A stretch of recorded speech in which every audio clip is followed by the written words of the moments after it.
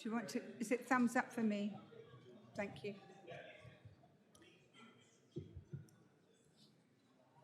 Good evening. Please could members stand for the opening statement, after which we will pause for reflection. Thank you.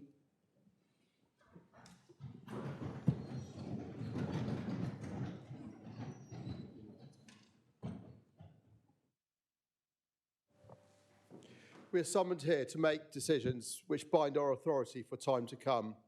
Let us do so in an atmosphere of dignity, goodwill, respect and calm. May those decisions be just and fair and in the long-term best interests of the people who live and work in our beautiful county of Dorset.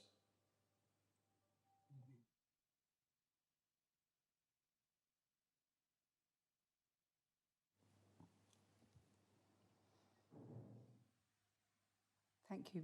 Please be seated. This is our first meeting with full council in this chamber for almost 2 years.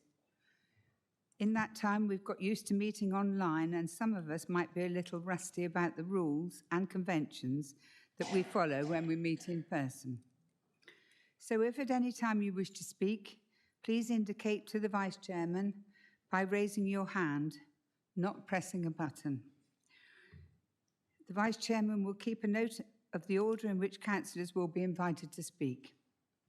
When addressing the council, please stand if you are able to and introduce yourself for the benefit of those watching in person or online who may not know who you are and who you represent. Only one person to speak at any one time. Please respect each other and respect the chair. Meeting in public in the council chamber is very different from meeting online, where you have the option to turn off your camera. What we do in this chamber and how we behave is very visible. Please ensure that your mobile phone is turned off or to silent if you're reading the papers from this device, in order that you can concentrate on the matters under discussion. Finally, whilst on the subject of being visible, I must point out that our meeting is being webcast and that, as well as being broadcast live, a recording will be published after the meeting. By law, people are entitled not only to attend our meetings, but also to film the meeting. By remaining in the meeting, anyone taking part, councillors, members of the public asking questions, and our officers are all consenting to the meeting being webcast and to the recording being published. Thank you. Agenda item 1 is apologies.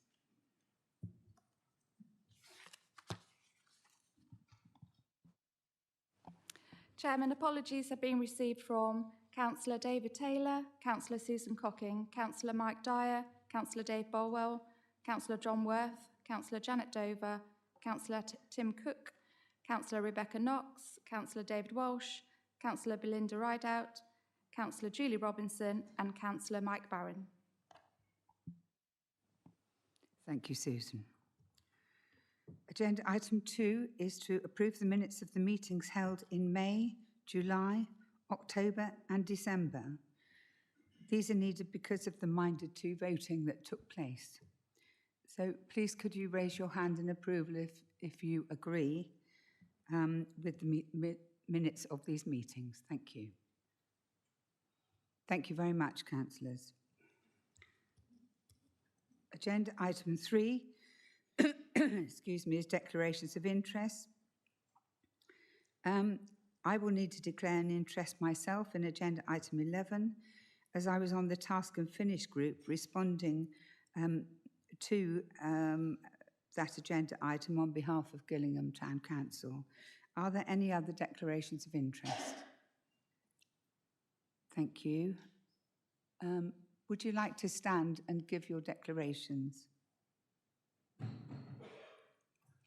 you, Chairman. Not sure in Lacey Clark. I also have an interest in the same item as I voted on it at the Town Council that I represented Blandford Forum.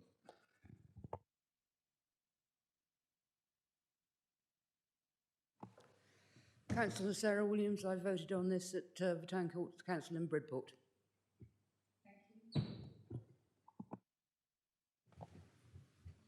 Thank you, Chairman. Councillor Byron Quayle, I also voted on this in the Town Council in Blandford.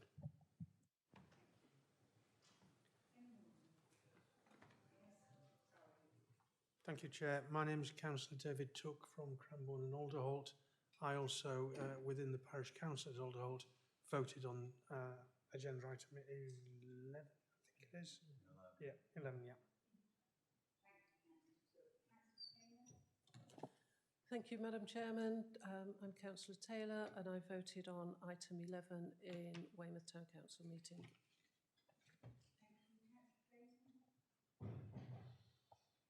Thank you, Chair. Councillor Kelvin Clayton, I voted on item 11, submission to Bridport Town Council. Councillor Orrell, I also voted on item 11 at Weymouth Town Council. Thank you, Chairman. Councillor Kate Weller, Rodwell and White, and I also voted on this at Weymouth Town Council.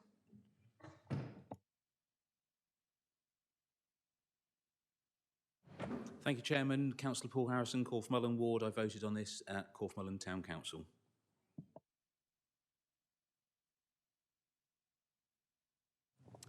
Thank you, Chair. Item 11, Weymouth Town Council, I voted on. Thank you.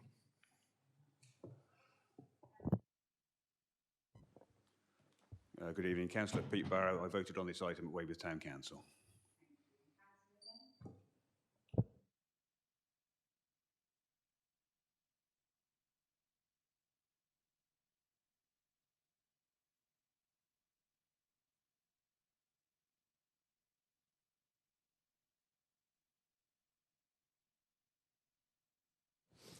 Councillor Ferrari, little more impressed and voted on it at Weymouth. Thank you.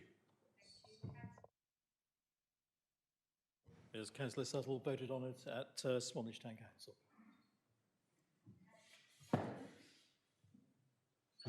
Thank you, Chairman. Chairman of the West Barley Parish Council, wearing that responsibility, this matter was discussed and voted on at West Barley. Thank you, Chairman. Councillor Shane Bartlett, Wimble Minster Town Council. I voted on item 11 at my Town Council meeting. Thank you.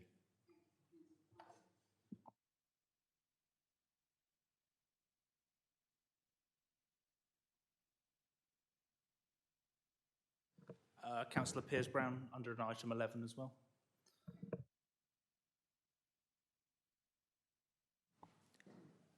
Chairman, I did send an email earlier today to Councillor Brown to, in response to one that he'd sent me, to explain that there was no need actually for him to declare an interest tonight.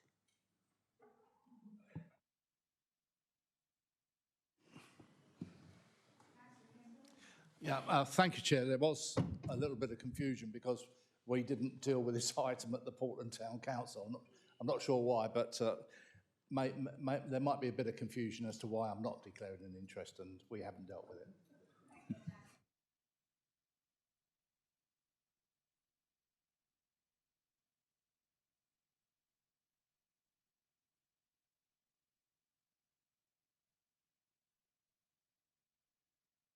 Thank you. Chairman's announcements. Firstly, I'd like to give our congratulations to Councillor Les Fry for being awarded the British Empire Medal in the New Year's Honours List.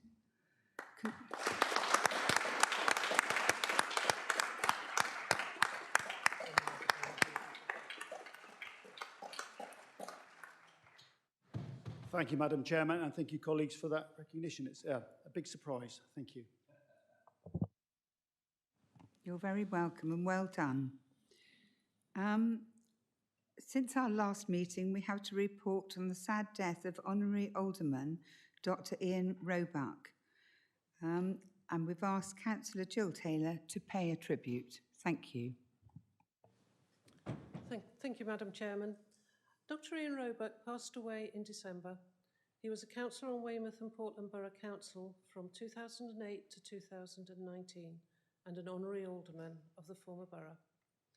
He was from Yorkshire and a proud Yorkshireman. He went to Cambridge University where he did a doctorate in maths, physics and philosophy. He was due to go back there to teach, but coming to Portland for work experience, he ended up staying here for the rest of his working life. Ian was a force to be reckoned with for his intellect and his ability to analyse a situation accurately. His IQ was off the scale. He worked for the MOD, where his acoustic genius shone, and he became a world expert in oceanography and in particular sonar.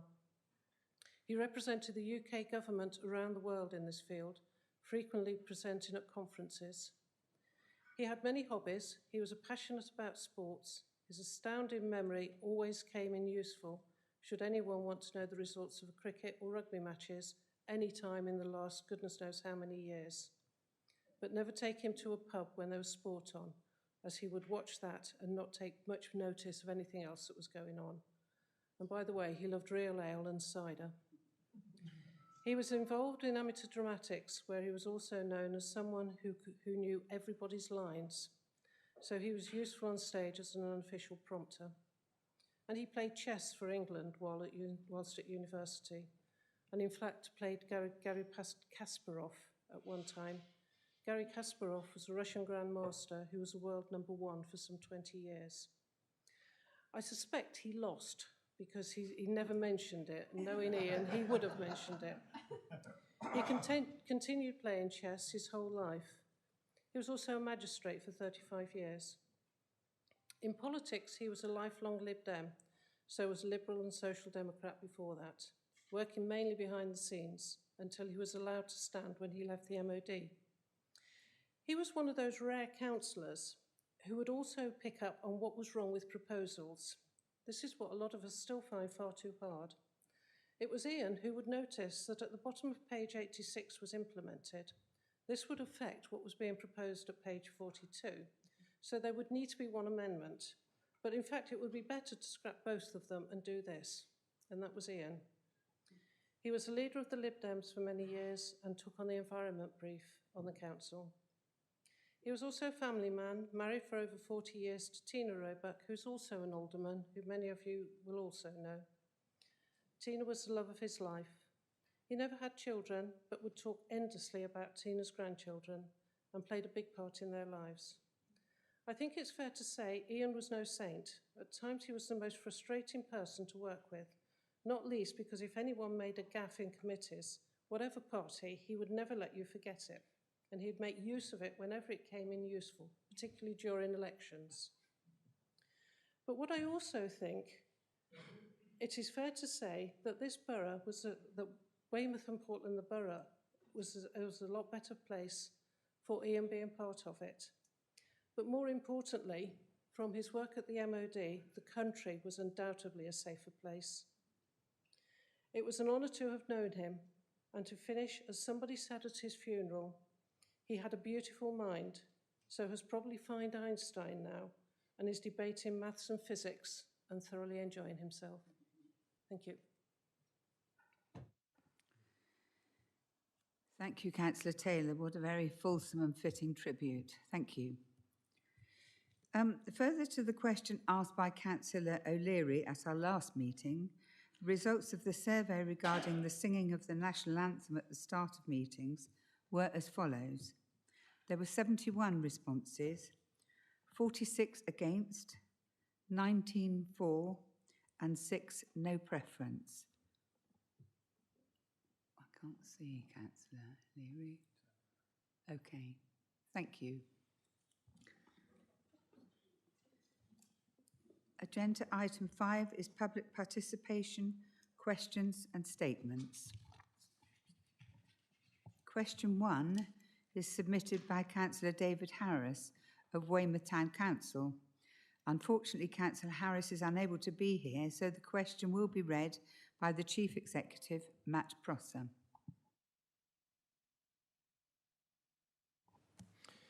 Thank you, Chair. The advice given for the establishment of parish wards focuses on putting communities together and having a reasonable balance in numbers of residents per councillor. There is no national guidance suggesting that these should reflect the Dorset Council wards, which ignored communities when they were set up 3 years ago, and in some parts of Weymouth cover over 11,000 people, larger than some towns in the county. If an independent councillor wished to stand in that ward, that person would have to call on 11,000 residents to get elected for the town council. If a resident living in the Littlesea estate wishes to organise a street party to celebrate the Queen's Jubilee, they are not linked to other members of that community by the same councillor. Littlemore is one of the most deprived parts of Dorset, and Preston is one of the wealthiest. Yet these two totally different communities have the same 4 councillors to represent them in these proposals. Can you please explain why the Dorset Council ward boundaries are seemingly more important than the town's community boundaries and so lead to the anomalies in the statements described above?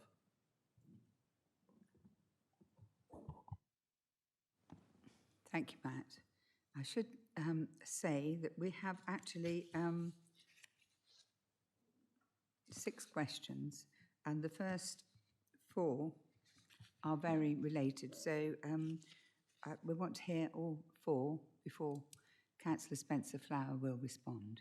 So we will move on to question 2 and 3, submitted by Councillor David Northam of Weymouth Town Council, who's here in person to ask the questions. Thank you, Chair. I'm astounded that Dorset Council have ignored the suggestions from Weymouth Town Council, which were reached after consideration of alternatives, an extensive debate and a significant majority vote of councillors. I disagree with all that has been proposed by Dorset Council, but would like to focus on 2 issues. The number of councillors that are proposed for Weymouth Town Council and the move away from wards with 2 or at most 3 councillors to wards with 4 and 6 councillors. The last significant change to the boundary for Weymouth came in 1933 under the Dorsetshire Review Order, when the size of the borough was increased from 1,317 acres to 5,690 acres, and the population thereby increased from 22,193 to 29,534. As a consequence of the increase in size and population, the warding structure was changed in 1933 from 6 councillors per ward to 10 wards, each with 3 councillors, making 30 councillors, to achieve, quote, a more equal representation to the electors. In 1974, Weymouth and Portland were combined. The wards were reviewed by the Boundary Commission, and in 1977, Weymouth had 11 wards with 5 with 2 councillors and 6 with 3 councillors, with a total, including Portland, of 28 councillors. In 2017, prior to the local government review, Weymouth and Portland Borough Council had considered and consulted on how Weymouth Council should be constituted after the local government reform. This resulted in a proposal to full council for 12 wards and 29 councillors, 7 wards with 2 councillors and 5 wards with 3 councillors. Weymouth is not homogeneous.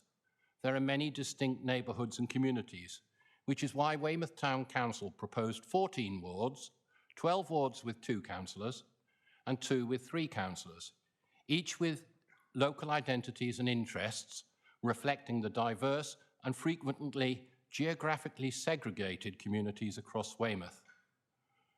More wards with smaller numbers of electors provide more opportunity for diverse communities to be represented. It has not been the history of local government in Weymouth since before 1933 to have large wards with large number of councillors, as this blurs councillors' focus on distinct communities and their specific interests. The argument that basing the town council wards on Dorset council wards will make this more convenient for governance of the area for Dorset Council, that may be true, but from a Dorset Council perspective, but does not reflect the local identities and interests of the Weymouth community. With the increase in population and electors of Weymouth by 2026, Weymouth Town Council proposes 30 councillors.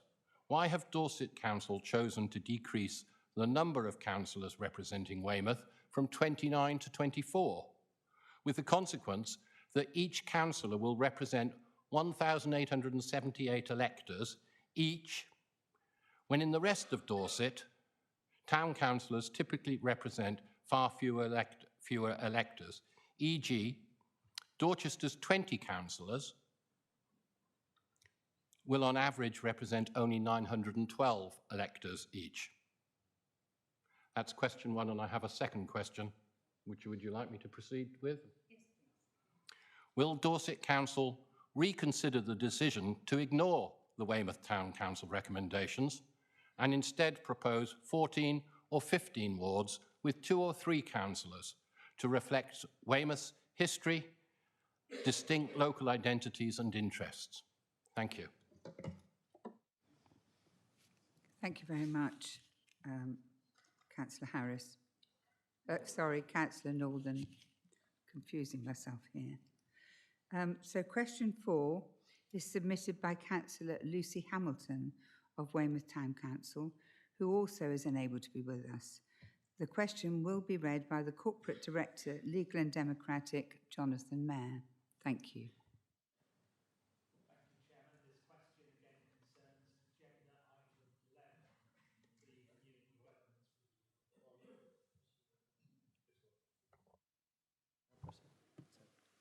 Thank you. This question concerns agenda item 11, the Community Governance Review. I write in protest at the Community Governance Review proposals for Weymouth. Firstly, the proposed pattern of wards does not respect natural communities or simple geography. For example, under the proposed scheme, Lane House Estate is part of Wyke Regis and Rodwell ward. Lane House is divided from Wyke and Rodwell by the steep hill of Lane House Rocks Road. Lane House belongs with Weston Ward and Littlesea. Secondly, there are huge differences between the sizes of the proposed wards and the number of councillors per ward. Wyke Regis and Rodwell would be a mega town council ward of 10,974 electors. Meanwhile, Nottington would have just 177 electors. I urge Dorset Council to reconsider the well-thought-through proposals made by Weymouth Town Council, divided in 2 and 3 councillor wards. It is not in the interests of effective and convenient local government, either for voters or councillors, to have significant differences in levels of representation between different parish wards.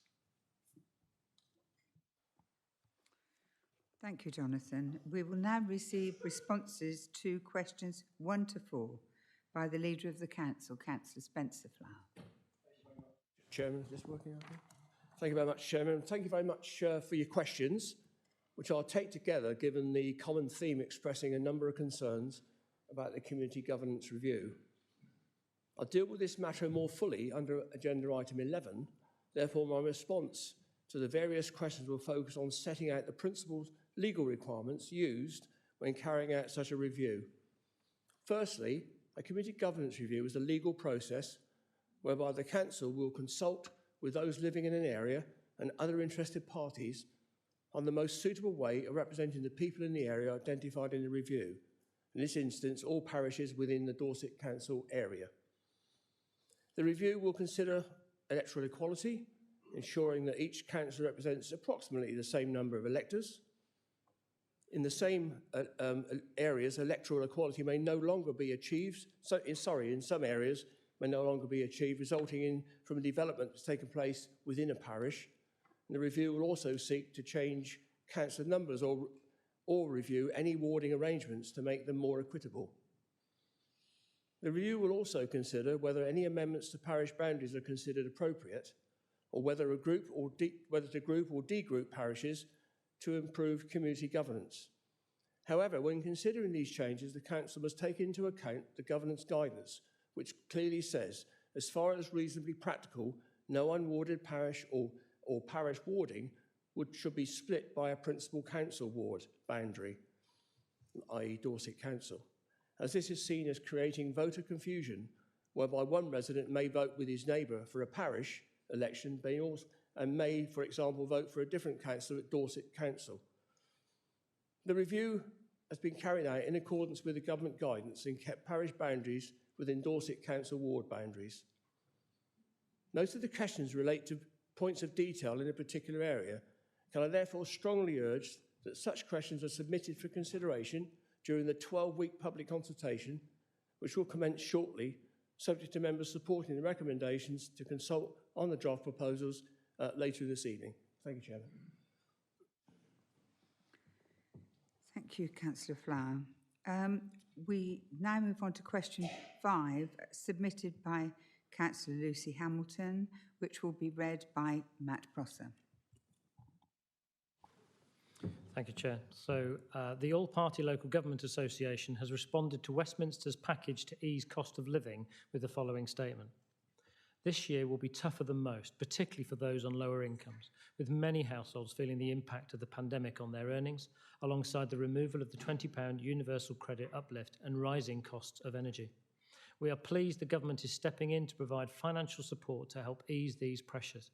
Extra discretionary funding for councils will also help them continue to provide much-needed crisis support to households who are struggling to afford food, fuel and other essentials. We want to work quickly with government to clarify the details of this funding to ensure it can be distributed as quickly as possible. We would urge it to be added to existing discretionary council schemes. Many households are likely to be economically vulnerable for some time to come. Going forward, councils want to work with government on an effective long-term solution to preventing poverty and disadvantage that moves away from providing crisis support towards improving life chances and building resilience. This is vital to levelling up and tackling the stark inequalities exposed by the pandemic. My question to you, how many band B and A to D households, band A to D households in Weymouth, as compared with wider Dorset, are projected to benefit from the £150 council tax rebate?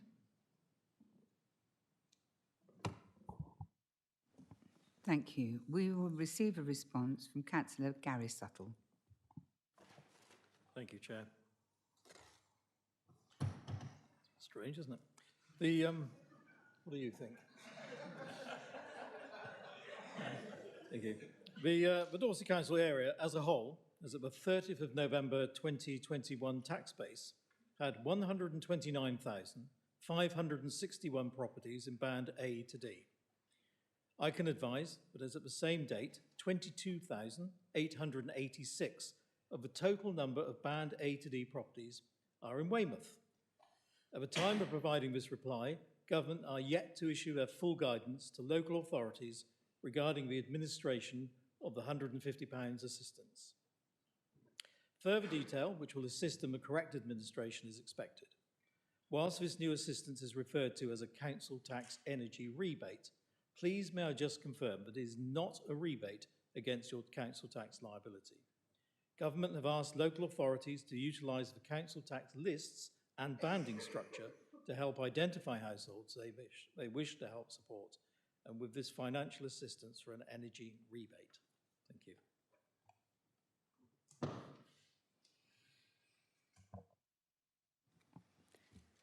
Thank you, Councillor Suttle. We will receive our last question, which is submitted in person by Len Herbert. Thank you, Chair. Councillor Flower, in your statement of the 26th of January on the local plan, you affirmed the commitment of the Council to its climate and ecological emergency strategy. This asserts that urgent action is required, not least because use of fossil fuels is driving greenhouse gas emissions, with profound impacts on ecosystems and consequently our lives. The strategy sets out the intention of the Council to transition away from fossil fuels. Since Dorset Council published its report in July last year, it has become clear that the climate and emergency is intensifying. The head of the United Nations describes the latest report by the UN's Climate Agency as Code Red for humanity. Antonio Guterres says the alarm bells are deafening and the evidence is irrefutable. Greenhouse gas emissions from fossil fuel burning and deforestation are choking our planet and putting billions of people at immediate risk. Global heating is affecting every region on Earth, with many of the changes becoming irreversible. This report must sound a death knell for coal and fossil fuels before they destroy our planet. So my question is, Councillor Flower, does the Council intend to play its part in national and global efforts to address the climate crisis by prohibiting any new attempts to exploit underground fossil fuel resources in Dorset? Thank you. Thank you very much, Mr. Herbert. We will now receive a response from Councillor Ray Bryan. Thank you, Madam Chairman, and thank you for the question. As you know, this is a subject very close to my heart. The Council certainly intends to play its part in national and global efforts to address the climate and ecological crisis. And we have set out how we are doing this in our published Climate and Ecological Emergency Strategy. But we are required to assess any development requiring planning permission, taking into account of national and local policy, including the environmental implications. Government has not revoked any of the petroleum exploration licences issued in Dorset or elsewhere, and national planning policy does not indicate that mineral planning authorities should stop planning for oil and gas extraction. This means that we cannot simply prohibit all fossil fuel exploitation in the area, but must consider each proposal on its merits. Thank you. Thank you, Councillor Bryan. That completes the end of the public participation questions. And we are now on agenda item 6, which is in fact, we have no petitions and no deputations. So agenda item 7 is announcements and reports from the leader. So over to Councillor Spencer Flower. Thank you. Very much, Chairman. I've got a number of things I want to talk about tonight. I think the first one I ought to start off by discussing is the statement that was made on the 26th of January about us looking for a different approach as to how we deal with the local plan in Dorset, that we didn't just chase numbers, that we actually looked for a more strategic approach. The good news, and I won't rehearse what was said, you've seen what was said in the media, and I'm sure all colleagues in this room have had the statement. What I would say, an update on that is, I've got in principle meeting with the new housing minister. There was a change recently in the mini reshuffle. I'm being helped by Simon Hoare. He's acting as the link between Dorset and Westminster, which I'm very grateful for. And that meeting will take place fairly soon. And I'm getting some interesting and positive comments. And I'll say no more than that at the moment. I'm quietly optimistic that we are going to get heard.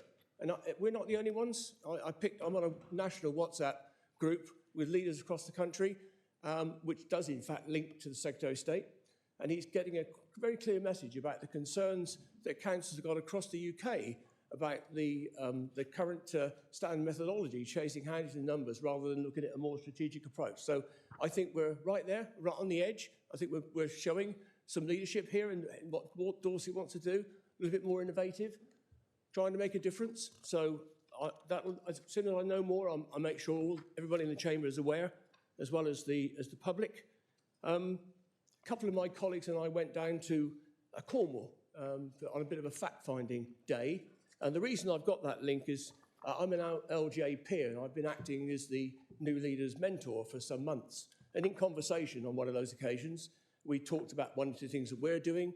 She talked about one or two things that they're doing. I thought, might be useful. So she would come down and have a look. So Ray Bryan and Graham Carr-Jones and I went down there, spent a very, very useful day with them. And in fact, they're coming up here in a few weeks' time as a reciprocal on some different topics that they've picked up on what we were saying to them. They want to learn from us. So I think it's a really good example of councils working together to try and make a difference within their own communities. So I'm optimistic about that. I think it's a great opportunity. I've done it with our immediate neighbours, BCP and Wiltshire and Somerset and so on. I've got that connection in Devon. But I thought it was useful to take the opportunity if it was there. And I think we'll profit from some of the things that came back, some of the ideas that Ray picked up and Graham picked up. I'm sure we'll reflect and stuff that we'll bring forward as potential policy changes here. I wanted to touch on levelling up. My goodness, haven't we heard a lot about levelling? It's almost as much as you're muted, isn't it, in terms of the noise that you've had in the media about levelling up. Finally, we've got a white paper. I mean, it's quite a tome, and obviously there's lots to read in it. There's some stuff in it that you think, is that going to really benefit Dorset? I think there's some opportunities there. And the one thing that I'm particularly keen on is a county deal. Because what a county, and I spoke to my colleague in Devon. In fact, I spoke to my colleague in Cornwall, because while we were there, she found out that they'd been awarded, they'd got the county deal, and they're going to get a significant sum of money coming into the county to help with economic development and skills. That's something that we're passionate about, isn't it? It's something that Gary set up in his time. We set up a task and finish group, looking at, particularly in Weymouth and Portland, looking to get improved social mobility. This is a great opportunity. And as Matt Prosser knows, I'm very keen on pushing this county deal, because I think it's money we can get funding into Dorset that we haven't got. I think we can make a real difference with it. I'm going to touch on climate and ecological strategy. It was mentioned earlier in the question. And some of you will already be aware that there's an independent body who's done a bit of an analysis of councils across the country. And I was quite astonished to learn how many haven't done anything at all. Absolutely astonished. I thought everybody would be doing something, some more than others. But I find that looking very quickly at this and being guided by the likes of Ray, who's a bit closer to this than I am in detail, we're 40th in the country. They might not think that's brilliant, but we're just outside the top 10. So we've got an opportunity to carry on improving our outcomes that we've set in our strategy. So I'm quietly optimistic that we are in the right place. We're already started off well, but I think we can do better. And Ray knows that. His feet aren't near the fire, but I am keen that we carry on driving our agenda, and that will come up, I'm sure, in the budget debate a bit later on. It would be remiss of me not to mention the outstanding success at Moors Valley Country Park, which has been awarded the Dorset Tourist Awards, and it's the large visitor attraction category. We won that. We should be proud of that. I mean, I remember in the East Dorset days, we used to call Moors Valley the jewel in the crown. Now, there are plenty of other attractions around Dorset that might compete with it, but I think that Moors Valley is right up there. And I'm very, very pleased that we can look back on that. We run it with the Forestry Commission, but they're part owners of the site. But I think we should be very proud of what we're doing there.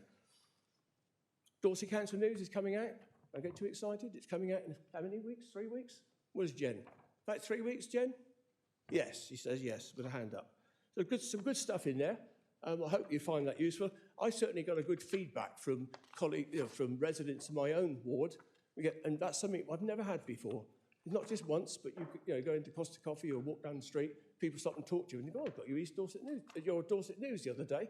Never used to hear about that on the old East Dorset time. So I think things have moved on, and great credit to Comms for the way in which they produced that publication. I think last but not least is the return to in-person meetings. As the chairman said, nearly 2 years ago. Where's that 2 years gone? What have we done in that 2 years? How have we come through the pandemic? So it'd be wrong of me not to just mention that. So I think what we've learned doing things virtually, something that we perhaps would have taken a lot longer to have learned while we weren't dealing with the pandemic. So all credit to all of you in the chamber for the way you've gone about representing your communities, working with the council, with the officers here, making a difference, supporting the community during difficult times. So I conclude my comments. This will be published after the meeting, my usual bulletin, so it's all in here. If you want to use it in other places, please feel free to do so. Thank you very much, Chairman. Thank you very much, Leader. We have a question from Councillor Gorringe. Or a statement. I'm not quite sure what it is, but you've put your hand out. I just want to pick up on a point that the leader said with regard to Moors Valley. I'm Councillor Gorringe from St Leonard's and St Ives. Moors Valley Country Park falls within the ward of St Leonard's and St Ives, which is covered by both myself and Councillor Bryan. So it's congratulations to the team at Moors Valley for winning the Dorset Tourism Gold Award for large visitor attractions during 21-22. This is a fantastic achievement for Carl Prince, the manager at Moors Valley, and all his dedicated team. This award is in recognition of the work that Dorset Council has undertaken over the last 2 years to large open spaces and visitor provision throughout the pandemic in the Dorset Council area. The park has been kept open throughout with numbers of visitors in excess of 500,000 for 21-22, an achievement in itself. So councillors, please support Dorset tourism and Moors Valley Country Park. Thank you. Thank you very much, Councillor. Next we have a question, I hope, from Councillor Harrison. Thank you, Chair. Yes, Councillor Harrison from Corfmullen. I just want, in response to the leader, I'd like to thank Councillor Flower for his recent visit to Corfmullen to meet myself and Councillor Barron and to see the good work being achieved by this council in our ward. He was able to see firsthand the excellent facility we have with our library and children's centre and how speedily it was able to reopen after the damage caused by an oak tree falling on it recently, and how well the staff coped with the disruption. It was also a pleasure to highlight the great work being done in my semi-rural ward by the Eastern Area Grounds team. He'll no doubt be pleased to hear that we now have new oak saplings planted out, and they are forming part of the Queen's Green Canopy initiative to mark and celebrate the Queen's 70-year reign. I'd also like to thank him for the opportunity to discuss further issues facing my ward, especially aspects of the local plan, and I thank him for taking this matter further with his ongoing communications with the Secretary of State. Excuse me, Councillor, do you have a question for us? Can I ask, will the leader be making these visits to different wards a regular thing?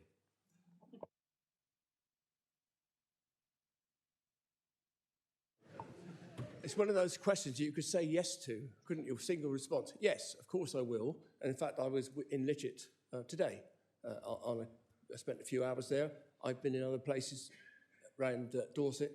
I learn a great deal by visiting wards because you get to know what some of the local issues are directly from people in the parish or town councils and people in the community who are trying to make a difference. So yeah, more than happy to do that. Thank you. We next have a question from Councillor Ireland. Thank you, Chairman. I'd like to congratulate Councillor Flower and Councillor Bryan on our ranking. I was heartened to see that we're ranked 14th. There was a report issued yesterday from Zero Carbon Dorset, and I'll just quote 2 sentences. It says, encouragingly, many of the solutions required are already in Dorset Council's plans, but disappointingly, few of these have yet to result in any action. Both councils, so they're including BCP in this, need to act like this is the emergency they have declared. So can I just have a confirmation that you'll be progressing with the work you're doing with more urgency? Thank you. Thank you for the question. I don't consider £19 million spent on our own facilities as being insignificant. I think the team deserve great credit for what they've achieved so far. We have limited members on that team, and I think they've performed outstandingly, and I want the whole council to register that in their minds. We've got a lot to do. We came 40th out of 401 councils, and I think that is a tremendous show of faith by this council in reaching our target of 2040 or sooner. Can I keep adding the or sooner? 2040 is the backstop date. Thank you. Thank you, Councillor Bryan. I did have you down for a question. Was that, in fact, an answer?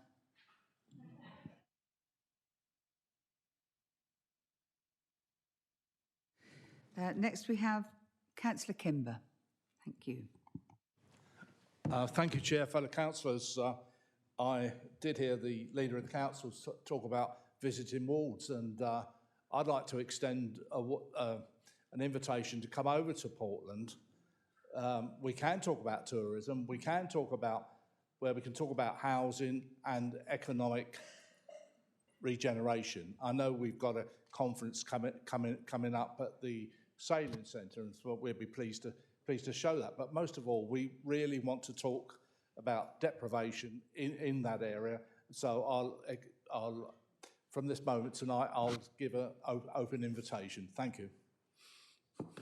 Question, that was.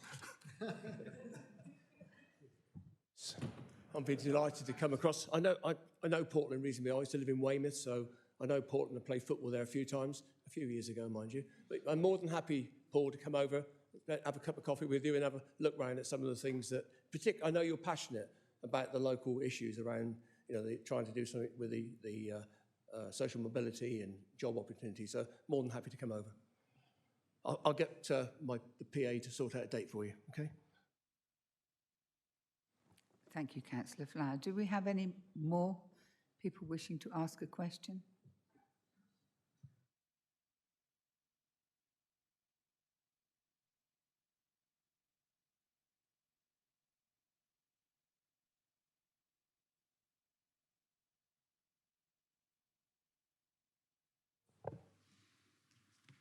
Oops. Thank you, Chair. Very simple question to the Leader and Cabinet. What changed your mind on the housing numbers? We want to learn how to change your mind.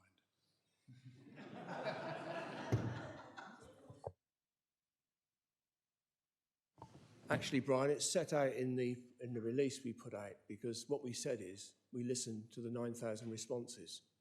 It's a bit pointless having a consultation if you don't listen to the responses you get. So that's the reason. Okay?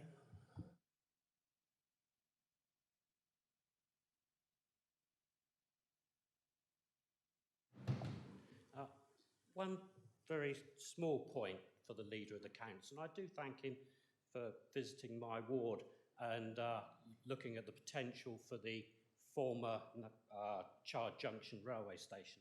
And I do note his invitation to the Cornish councillors to come to Dorset, but I do hope that he gives them every encouragement, given that Cornwall has also declared a climate emergency, to actually arrive in Dorchester by train, arriving at Dorchester West. Thank you.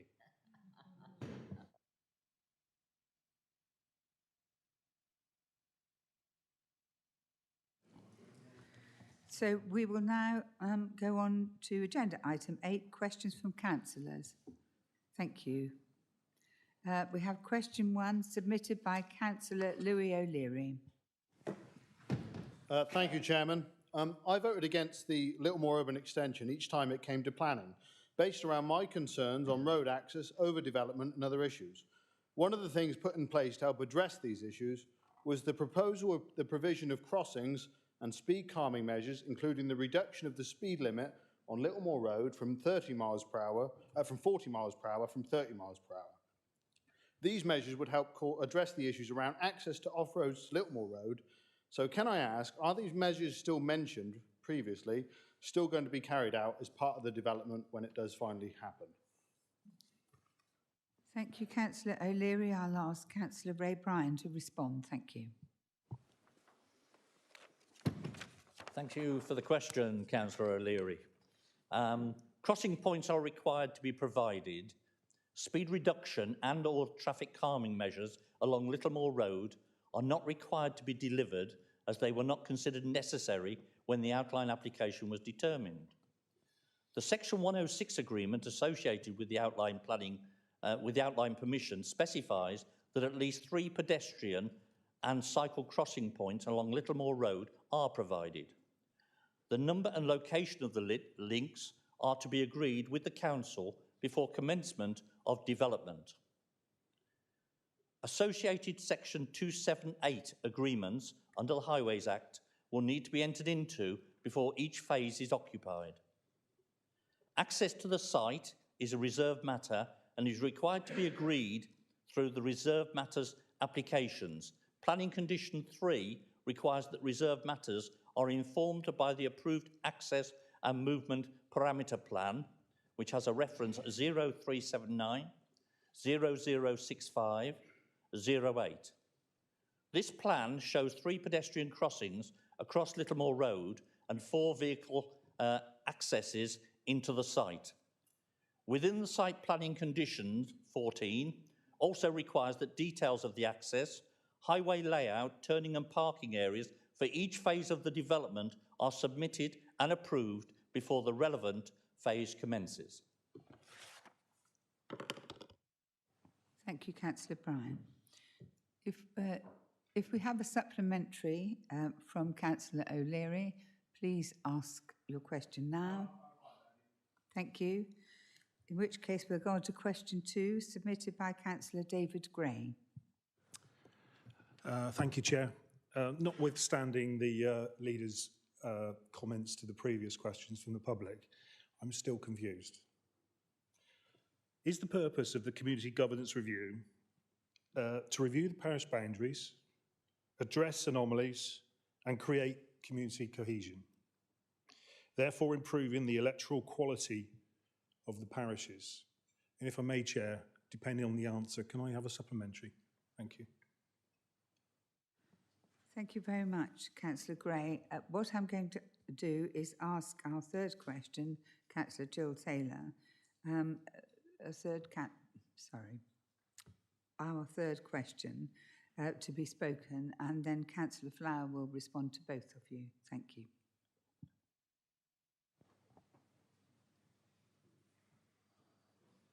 Thank you, Madam Chairman. My question is with reference once again to the Community Governance Review. There is a recognition that the boundaries to the south of Weymouth need to better reflect the communities that live there, which is very much welcomed. However, the proposed ward with the proposed name Chickerell has 3 distinct separate parts with totally different community needs.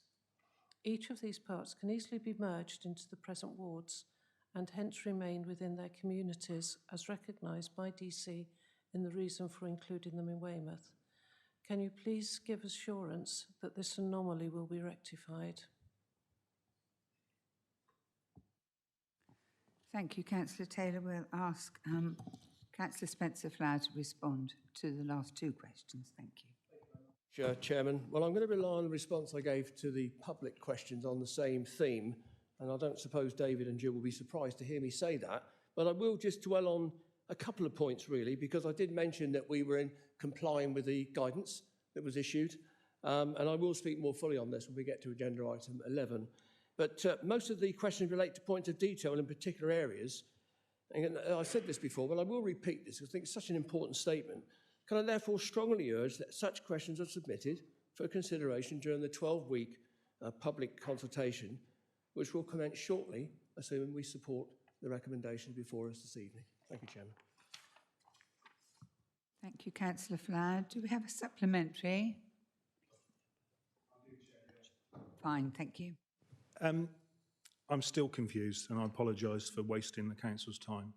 If you look at the guidance, the local government guidance on boundaries, point 15, point 85 and point 184, where the draft recommendations that you are recommending to council this evening are contrary to one another. So I apologise to members who don't come from Weymouth. But if you look at the application of the draft recommendations in the Chickerell-Weymouth boundary, they are exactly to those points. So you're following those points in your recommendations, which you then completely ignored when you look at the Littlemore development, i.e. the reason that you've not included it is because you say it changes the Dorset County, the Dorset boundary, council boundaries, which you've just changed in Chickerell. So I'm a little confused about the application, and I know this is a consultation, but it's your draft recommendation. So I'd like an answer to why it's the inconsistency, please. If we get to agenda item 11, I shall expand a bit further on how we've reached the draft recommendations before us this evening, Chairman. So if I could ask David to just hold on to that, and I hope when I get up and speak at agenda item 11, it will become a little clearer. Thank you. Thank you. Councillor Taylor, did you want to ask a supplementary? My supplementary is very much along the same sort of lines. I'm really confused by this boundary review.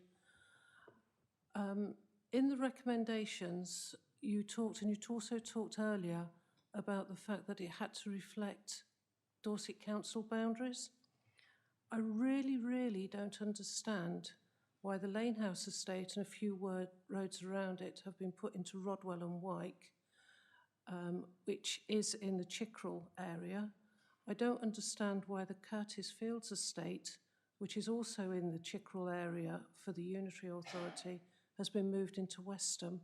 So I don't basically understand why Chickerell Ward has been sliced up into chunks. Thank you. Thank you, Councillor Taylor. I will respond to Jill's point, and I'll say what I just said to David. Can you wait till we get to agenda item 11, where I'll set out a little clearer, some more detail around how we reached the draft recommendations that are before the Chamber tonight. Thank you, Chairman. Thank you. We will now arrive nicely at agenda item 9, the Budget Strategy Report. And I'm going to ask Councillor Gary Suttle to introduce the report and propose the recommendation. Thank you. Thank you, Chair. I suppose first I better get in quickly. If the leader would like to come to Swanage, he's welcome. And of course, I'll try and be brief so you can get to item 11, which is the main thing. Okay, so good evening. I am Gary Suttle, the portfolio holder for finance, and tonight I present to you the proposed budget for 2022-2023. This is the fourth budget for Dorset Council, the second under the pressures and uncertainty of COVID. The budget for 21-22 has been the catalyst for work done on this evening's proposals. Following the shock of the first quarter results and the significant predicted shortfall, it became clear that we had much to do to ensure that Dorset Council's finances were put on a sound base. We started work on stripping back to basics, to find real costs of services, and removed any system that merely added to the previous year. We had a thirst for knowledge of our authority, a desire to ensure directorates were adequately funded. This work was not just about the papers before you today, but also about our current year's budget. Using similar principles and with changes and improvements throughout the year, we hope to report a budget that is in balance this current year. But using the same criteria, when applied to the 22-23 budget, this produced a shocking outcome, for in September 21, it showed a budget shortfall of £36.1 million. And over the next 2 months, using this as our base, it was possible to reduce the deficit to £4.49 million. And now, in this evening, before you, I give our balanced budget proposals. And as to the current year, I believe it will be as close as possible to our original budget proposals from last year.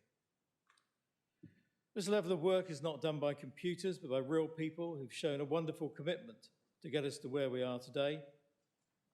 Dorset Council's finance officers are second to none, in my opinion. Their desire to make this work brings us here today.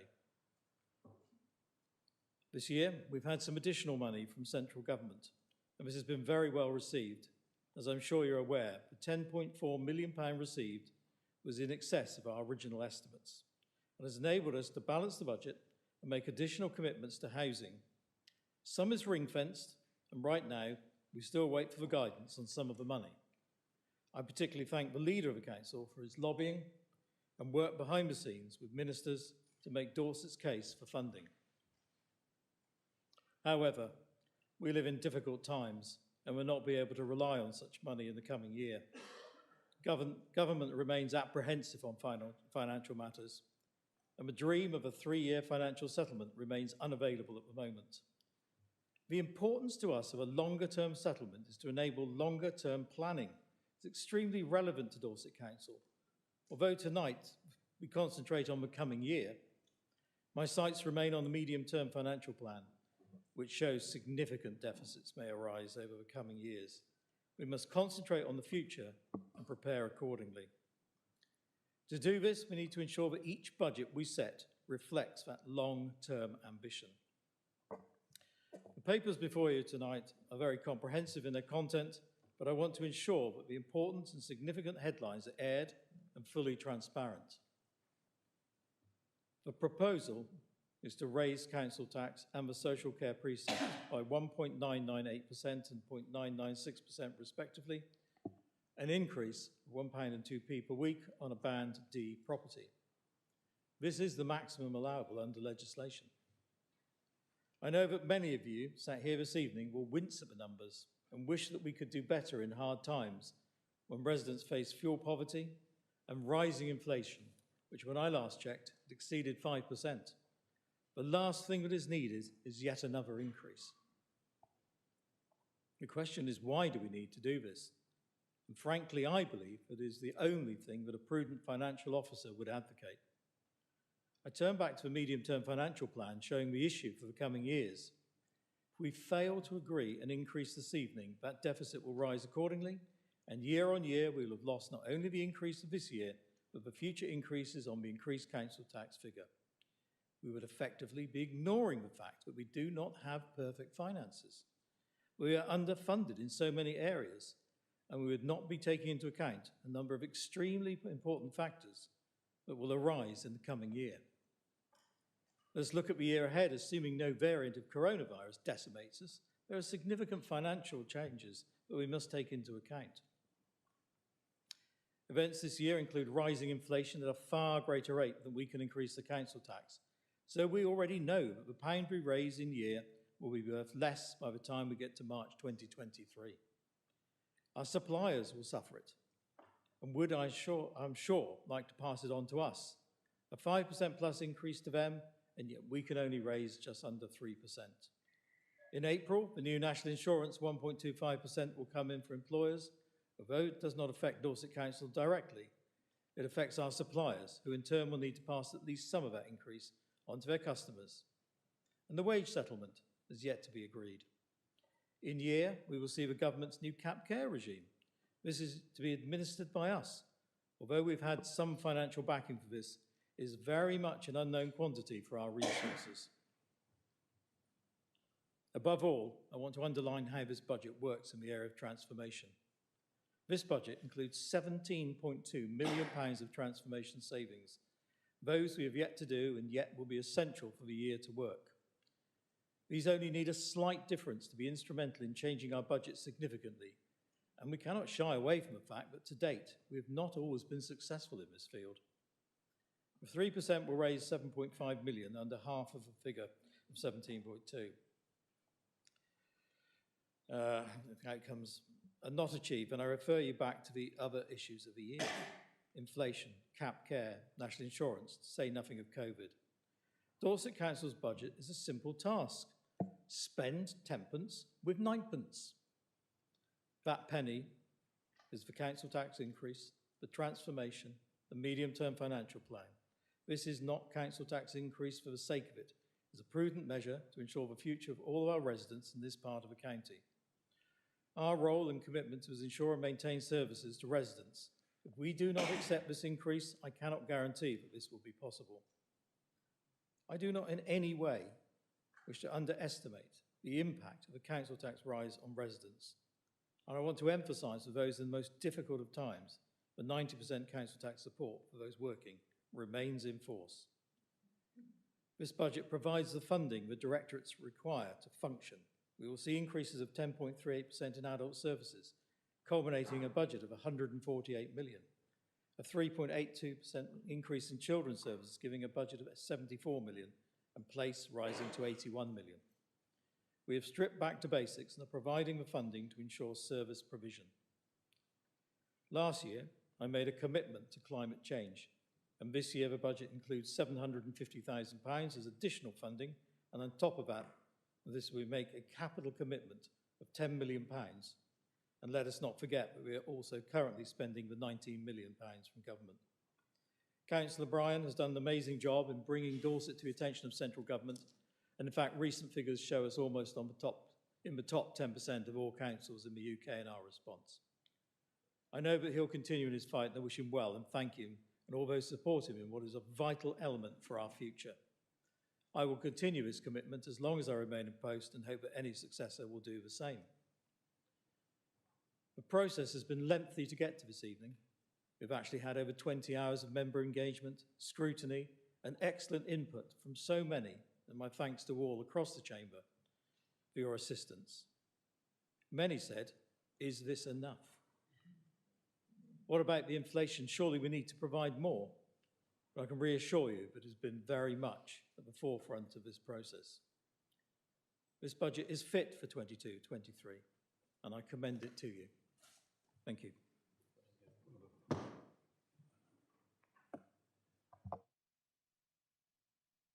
I'm happy to second the recommendation before us this evening, Chairman, and reserve my right to come back at the end of the debate. Thank you. Thank you very much. Sorry, Councillor Suttle and Councillor Flower. I would like to invite, please, the leader of the Lib Dem Party to respond. Thank you. Councillor Ireland.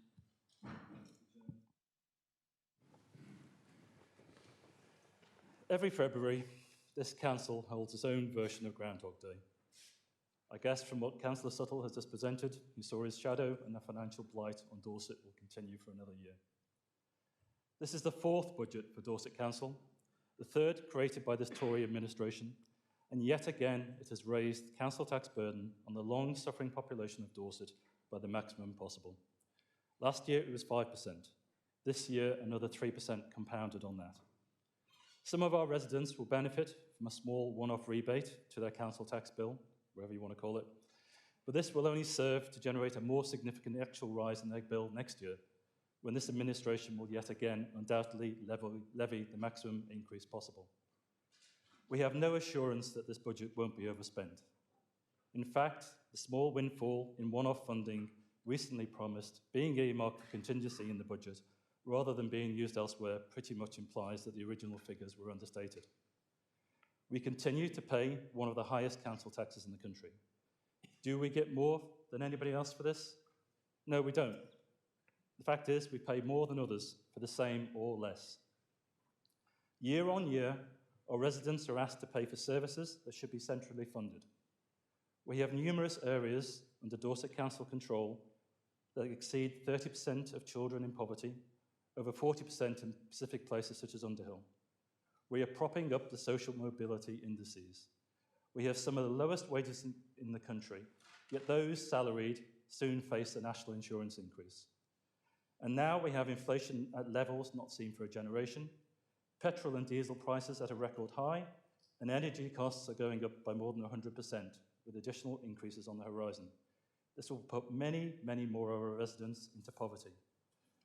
And yet we keep asking our residents to cough up extra, more than they can afford, when significantly more than ever, heating their residence, putting food on the table will dominate everyday life.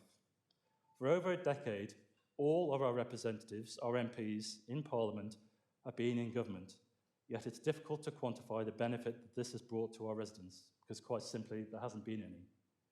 Boris Johnson's Tory government won't be sending any significant amounts of levelling up funding to Dorset Council. This much was admitted recently in Parliament by Richard Drax MP for South Dorset, in about the only cognizant statement he's ever made.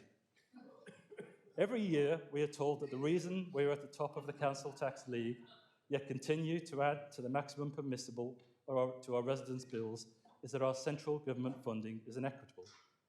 Yes, council tax is outdated and regressive, but we keep pouring on the misery year on year without this Tory administration managing to do anything about it. As Sir Edward Grey might have once said to Douglas Adams, and this is for Nock, the lamps are going out all over Dorset. We shall not see them lit again until we have a council led by people who really know where their towels are. Thank you, Councillor Ireland. I would now like to invite Councillor Claire Sutton, leader of the Green Party, to respond. Thank you. Thank you, Chair. Well, this isn't easy, is it? In terms of people, COVID has had a profound effect on us all, including on our financial security. According to the Resolution Foundation, the richest 10% UK households are £50,000 better off, while an additional 700,000 people, including 120,000 children, fell below the poverty line. Even more will do so now the £20 a week boost to universal credit has been scrapped. In this context, we support the protection of frontline services for those in greatest need, primarily in adult social care and children's services, which together comprise 65% of this budget. Nevertheless, we know that some of the £11 million worth of tactical savings will cause real hardship for some of our families. In terms of our planet, time is fast running out if it is to be habitable for future generations. According to Climate Action Tracker, even if all the pledges made at COP26 are honoured, global temperatures will rise by around 2.4 degrees, which would be disastrous, and many think this an extremely conservative estimate. Of course, this comes down to global politics and economics, but we must play our part here in Dorset, not only in the interests of future generations, but also to improve our quality of life locally, right now, in terms of, for example, cleaner air and protecting local ecologies. We therefore welcome the inclusion in this budget of revenue and capital spending to address the climate and ecological emergency. However, it's now nearly 3 years since we declared this, and it is an emergency, so pace matters. We have been pressing for these budget lines from the start. Even without a detailed plan, we knew in 2019 that this would cost money. But given that funding from central government to local government has been cut by around 40% since 2010, and Dorset's revenue support grant reduced from 80 million to 0, how do we pay for this? I wish we could spend some of the additional 4 million being allocated to contingency on, for example, youth services or community facilities. But we feel obliged to support this because, according to the Bank of England and other forecasters, the 2% inflation assumption in this budget could be closer to 5 or even 6%, which would require closer to 20 million than 4 million, as you know. Where we do see some promise is in our excess assets. We now have a strategy, but making progress on generating income from them must be a priority. So finally, to council tax. A 3% increase will hit our poorer households hard, really hard, but we feel we have no choice but to support it in order to play our part in protecting our most vulnerable residents and our planet within the limited resources available to us. Thank you.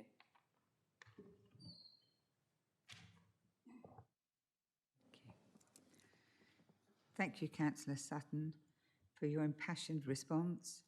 I would now like to invite Councillor Les Fry to respond on behalf of the Independents.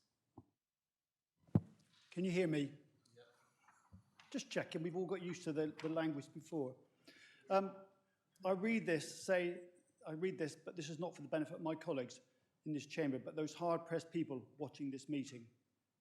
Dorset Council is requesting an increase in our council tax of 2.99 or £1 and 2p per week for a Band D property. I am sure that, like me, a great many people find this extremely disappointing and wished it did not happen. Many people will be juggling increased household expenses, domestic fuel increases, combined with the price of food, all for a serious cause for concern. But Dorset Council also has a number of serious financial challenges to face, and with competing demands in several areas, and should not avoid those costs. Some of you may have seen some very helpful podcasts created by Dorset Council residents to help the residents understand for this increase. But if not, here are the main points. By the way, as we know, a Band D property will be £1,832 and 67p, which is made up of £1,629 core and £203 for the adult social care. We've also got things like waste disposal, £160 or 9%, Adult social care, £702, 40%. Children in care, £302, or 17%. We also have to consider public and school transport and SEN transport, £142, or 8%. Highways, street lighting, £71. Adult and learning, £52, or 3%. For 2022-23, the Adult and Housing Directorate have had an increase of 10% in their budget, which is an increase of £13 million. Police have had an increase of 9% on their budget, which is £6.8 million. And children have had an increase in their budgets of 4%, which is an additional £2.7 million. Dorset Council has higher costs and lower funding from government than many other councils. For example, we have 2,300 miles of roads to maintain, compared with the few hundred that BCP have. As councillors, we're all very aware of the very poor deal that Dorset gets from central government right across the board, in Dorset Council, Dorset Fire and Rescue, and in Dorset Police.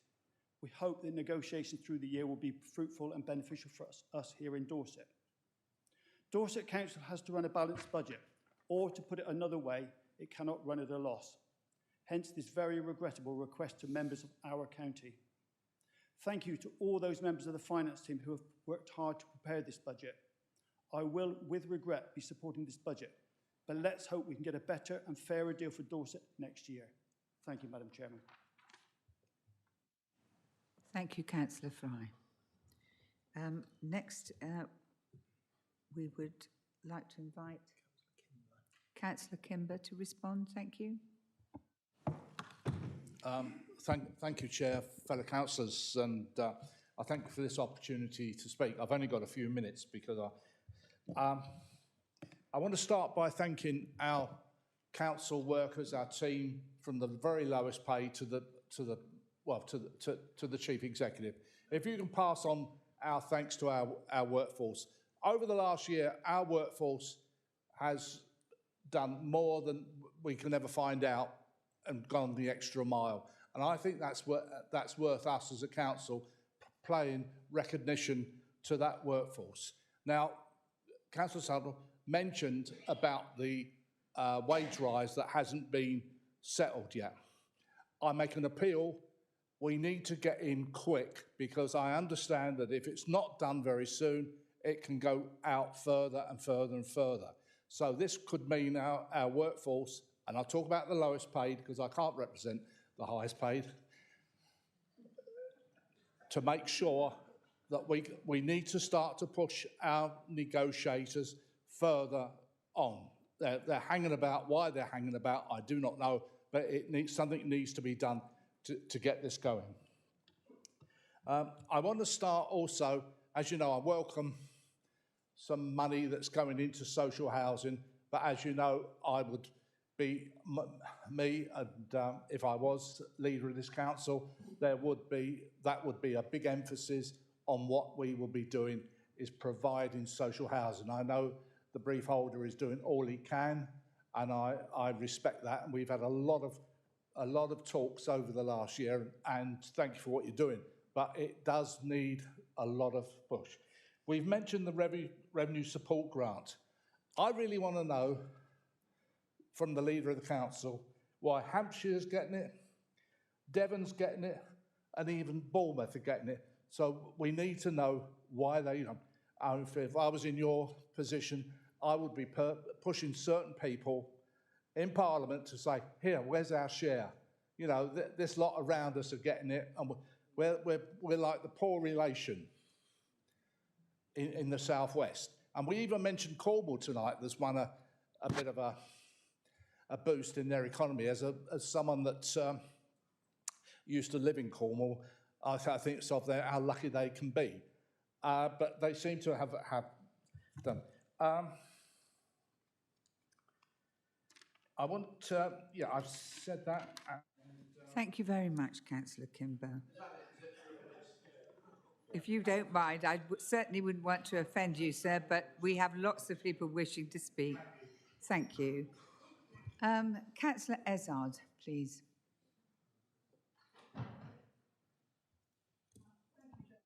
I actually think that the work that all the workers have done this past year especially finance department, and I actually give credit to Councillor Suttle for actually working very hard and have the revenue cafes and the things that all the councillors had a chance to go for.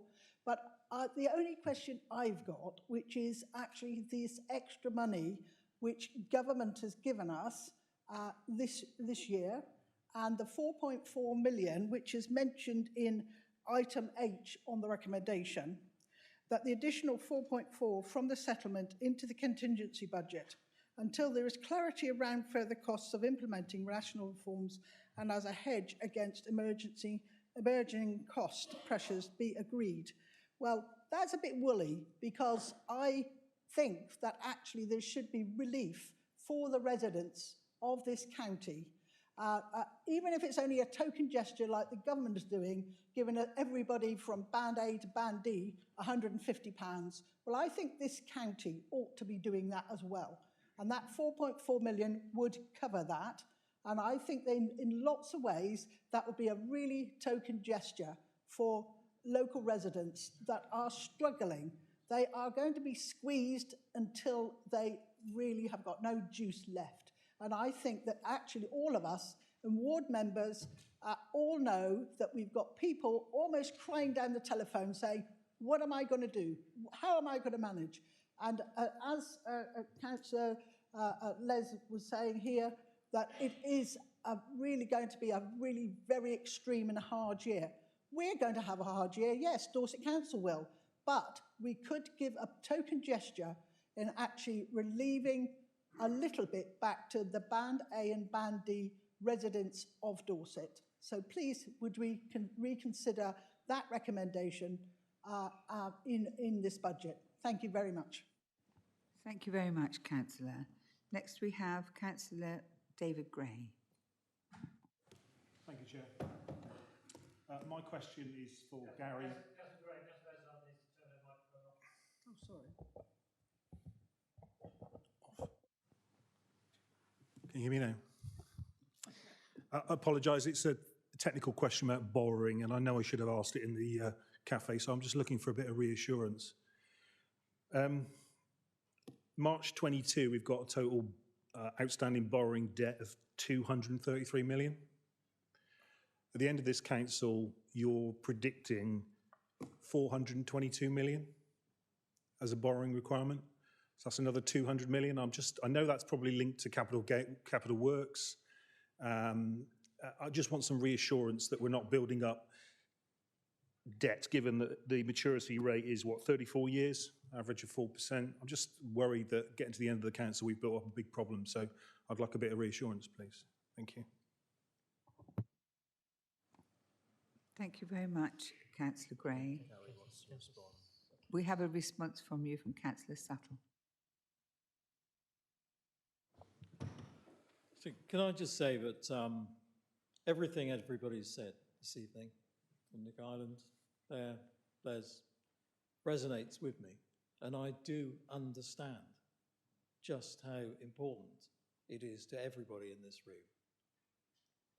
And I also understand Beryl's request, but I have to say, Beryl, if you read the papers, you will see that this budget relies on a number of expectations of transformation to such an extent that we cannot use that £4 million as I would like to, and as I know you'd like to, because there is an element of uncertainty. We have a desire to produce a balanced budget. Now, I'm asking you to vote for it because we're about to do something quite unusual. We'll bring in a budget on target this year. Not many councils are able to do that, but we will. And I've got a great deal of confidence in this budget that we're presenting today, and of course I have. But it's about being prudent. If we commit that money now, it will not be available later in the year if we need it. And all that will happen is that we will use reserves. And I'll go back to some of the statements I made within the speech. If we don't have the increase, we won't have the increase for the future, and we will just cause the medium-term financial plan predictions to get worse and worse and worse. That is to the detriment of everybody in here. It doesn't matter what party you are. It's to the detriment of everybody who lives in Dorset. Going back to David's question, you know what, David? I'm an absolute advocate of not spending people's council tax on interest unless it's absolutely necessary. And I understand, but the majority of that money will be on capital commitments we've already got. However, one of the most important things about the capital commitment is we've not spent a great deal of the money that we intended to within the capital budgets. And as you know, we have promised there will be a capital budget review throughout the coming 6 months.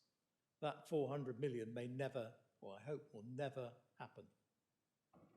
And I'll give you more updates as we go through this year, because I see this year as a fluid year. I see it as opportunity that if the money is released, we may be able to do more. And one of the things I've said to everybody throughout, while I've been in this role, is that we will invest to save. I don't mind spending money as long as it gets something beneficial to the council taxpayer and reduces long-term costs. That is one of the most important things. We can't continue as we are because my 10pence and 9pence is true. There is not enough money coming into this council on an annual basis, whether it be from central government or wherever it comes from. That's right, isn't it? From ever, it is not enough. And I will continue, and I know the leader will, to badger, to cajole, and just keep going with our MPs and any method we've got to get this money into Dorset where it belongs. Thank you. Thank you, Councillor Suttle. No, I'm afraid you can't come back, Councillor Ezard. We're moving on to Councillor Brooks.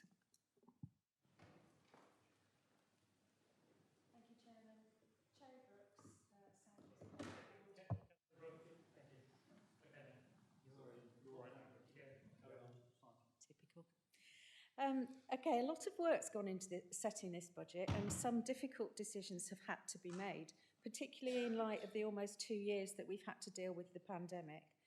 We need to remember that we are discussing our Dorset Council budget, not a national budget, and all of the budget cafes that we held allowed a significant amount of cross-party input. I want to thank the portfolio holder and the officers who put such a lot of work into being able to present this budget this evening. Although it has been difficult, I fully support the budget. Thank you, Councillor Brooks. We next have Councillor O'Leary.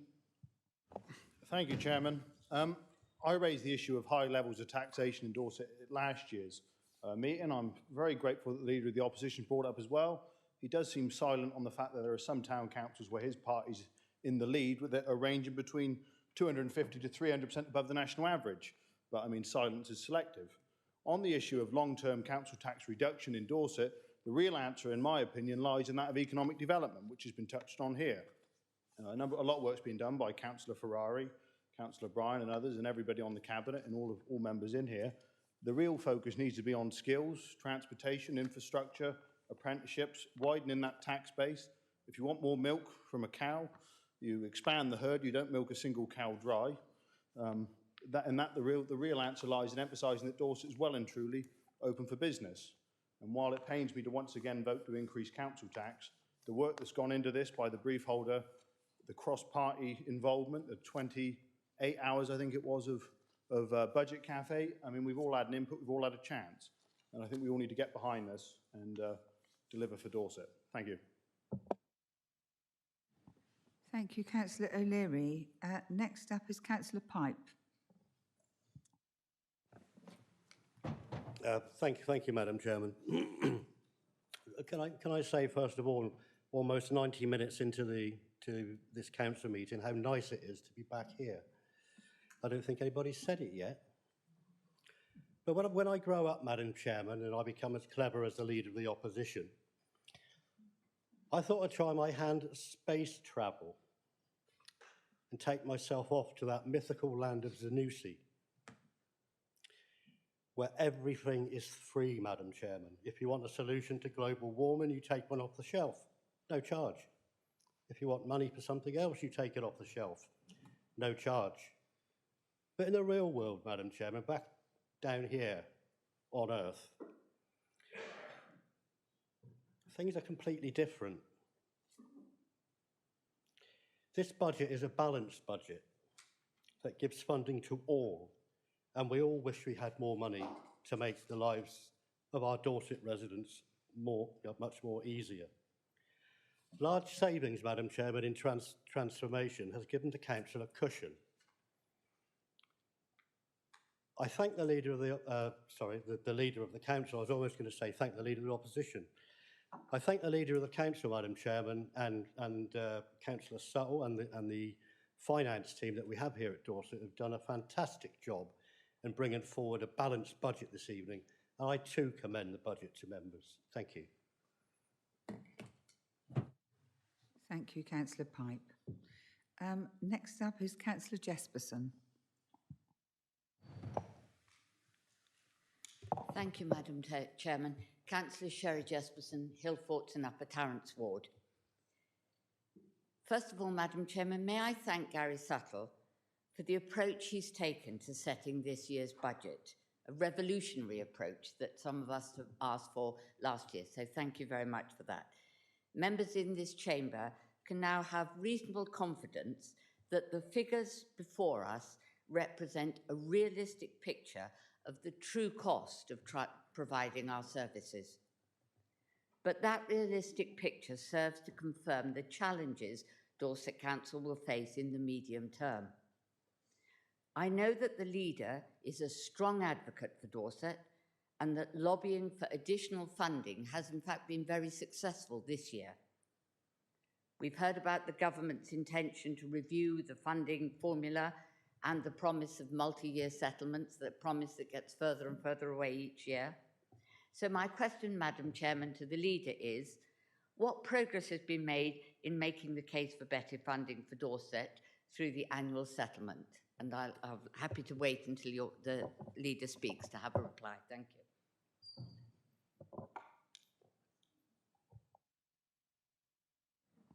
Okay. Councillor Wolfe, please. Thank you, Chair. A couple of points that have been raised that I wanted to address. Councillor Kimber talked about the good work that the staff have been doing. I had a meeting today with the adult social care team, and the first thing I did was I thanked all of the staff for all of the work they've done. They've done an absolutely fantastic job, and I absolutely support what you said. We're all very grateful, and I know my cabinet colleagues, when they've met their teams, have done exactly the same. We are very grateful for the work they've done under unbelievably difficult and trying conditions in a situation that has not been of their making and has made life more difficult. So we are very grateful to the staff. The second point I'd like to make is that a point that I made in the team meeting I had today is that the budget, this is the first budget that Councillor Jesperson said that had been constructed relatively from base up and has not been take last year and let's hope we can do a bit better. It's not been as bad as that, and I don't mean it in a rude way, but what we've done is we've gone right back to basics, and I thank Councillor Suttle for that, and we now have a budget for adult social care that I am very comfortable with, but I've spoken to all of the people there and said, we actually need to meet this, because if we don't meet this, we are likely to endanger the very existence of the council itself. So there's a point there that we've got a series of budgets that I think we can stand by, but we can't just stand by, we've got to make them work. And if there's any changes in any part of any budget, somebody else has to flex in order to be able to compensate for those changes. This is not a cost-free exercise. The third thing we've got, which I think will help all councillors, particularly those on scrutiny committees, overview committees, etc., is we've now got a performance management system that will allow you to inspect the financial situation as we go along and allow you to make judgments as to where we're doing well, where we're not doing well, and how you can help us in terms of meeting our budget. So I see this as an opportunity for all councillors to evaluate, monitor and give suggestions as we go through. But particularly I wanted to thank the portfolio holder for finance, because I think there's an excellent job done this year in particularly difficult and challenging circumstances. So thank you for that. Thank you, Councillor Wolfe. Next is Councillor Lacey-Clark. Chairman, thank you so much. Councillor Nocturne Lacey-Clark. I'm told I should stand up and introduce myself, so I'm doing so. Can I start by thanking Councillor Ireland or Nick for his literary quote or use of. It's one of the few things we agree on most times. But I want to kind of summarise a bit. We've heard a lot of people saying very similar things. Should central government give us more money? Yes. Have we asked them to do that? Are we lobbying them to do that? Yes. Until then, should the residents go without? No. And actually, that is what this is about. Our residents rely on our services. Adult social care, children's services, that can be the difference between life and death. This isn't putting up the council tax because we want to spend more money on nice things. This is doing what we have to do to safeguard our residents. There is no alternative budget being proposed here. There is just the budget we have. So as great as it is to thank everybody repeatedly for what they've done and comment on it, the same comments we've had at all of the other meetings, can we just go ahead and propose this? No one wants a council tax, but we need it to protect the residents. Thank you. Thank you, Councillor Lacey-Clark. We have Councillor Biggs next. Thank you, Chairman. It's been an interesting debate, and clearly I agree very much with Councillor Ireland in as much that an increase of the council tax will be a huge burden to our residents. However, I can't vote for cuts to services. And we know inflation is probably heading towards 7%. So the council tax increase really only deals with inflation. We have been involved with the budget and it has been a change process. I'm not aware of any significant savings that can be made. You can tinker with things, move them around, but you can't magic money up. A lot has been talked about money from government, and yes, there is more money, but it's the 1 year. But until we get true levelling up, and I don't think we will get true levelling up, and I hate to be really political, but it's probably the only time that we are very political in this. While you have all Conservative MPs with big majorities, you're not going to get levelling up. They're going to do the ones who are a bit iffy in Cornwall, a bit iffy in Hampshire, and of course all the ones up north, you know, who are on very, very small majorities. And that's the reality of it, the political reality. But all local government is poorly funded. And we've seen waste, probably on COVID, etc., where the endless money still being poured into things that we all wonder, surely just stop this and put it other ways. But I can't, at the end of the day, I can't support not supporting the council tax increase because I can't support cuts. And that's my personal opinion. Thank you. Thank you for those comments, Councillor Biggs. Over to Councillor Christopher. Councillor Simon Christopher, Marshwood Vale Ward. Well, it's been a very interesting evening so far because I've heard about farming matters from Councillor Ray O'leary, something I didn't really expect. However, I talk to many, many farmers, more farmers probably than most of you put together. And most farmers will have had to suffer the doubling of tractor diesel prices from 40 pence a litre to 80 pence a litre or so. And I represent probably the most rural ward in Dorset Council. And I had the pleasure the other day of indicating to Councillor Laura Miller, who's in charge of waste services, the rural nature of the Marshwood Vale ward. And I have to say that do we really want a situation whereby the refuse doesn't get collected because we can't pay the fuel bills for the dust carts? Can we have a situation where the school buses don't run? We need to get a grip of reality. We have inflation that is prevailing around the world because of scarce resources. We don't have an alternative from the opposition. as to this budget. There is lots of talk about regret, etc. I would love to see a reduction in the budget for A to D properties given by Dorset Council. I would benefit myself living in a modest cottage. Wouldn't that be wonderful? No, we need to accept reality and get to the vote. Thank you. Thank you, Councillor Christopher. Councillor Taylor.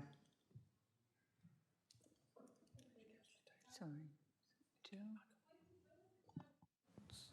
Am I on? Yes. Weymouth Town Council, under the Liberal Democrats, has voted to reduce their precept by 5%, which I thought that was really interesting because we started working on this a long time ago and said we are going to reduce it. We are not going to make an assumption that we are going to put it up. How sad it is that this council was not proposing to do the same. We started, when we did all the budget cafes and all the work we did on it, that there was an assumption that we were going to put it up to the maximum amount and what we were going to do with that, rather than putting it up to less than a maximum amount to help our residents. I'm not going to vote for this budget, although I haven't put in any proposals for anything less. But I'm not going to vote for it. I'm voting against it simply because I represent one of the most deprived areas in Dorset, that's Westham. I really, really can't vote on behalf of my residents to put this council tax up by this amount. I would be doing a disservice to them by supporting it. Thank you. Thank you, Councillor Taylor. Councillor Heatley.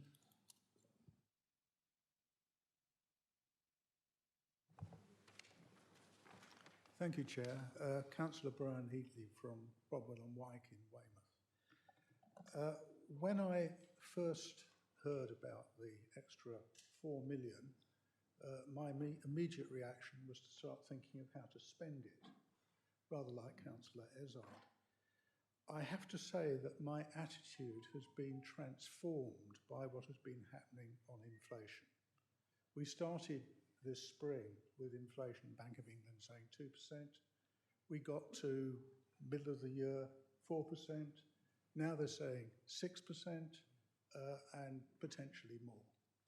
And that really does change the figures. I was put onto this very much by Councillor Gray and his sterling performance in scrutiny on the subject. You can't escape this.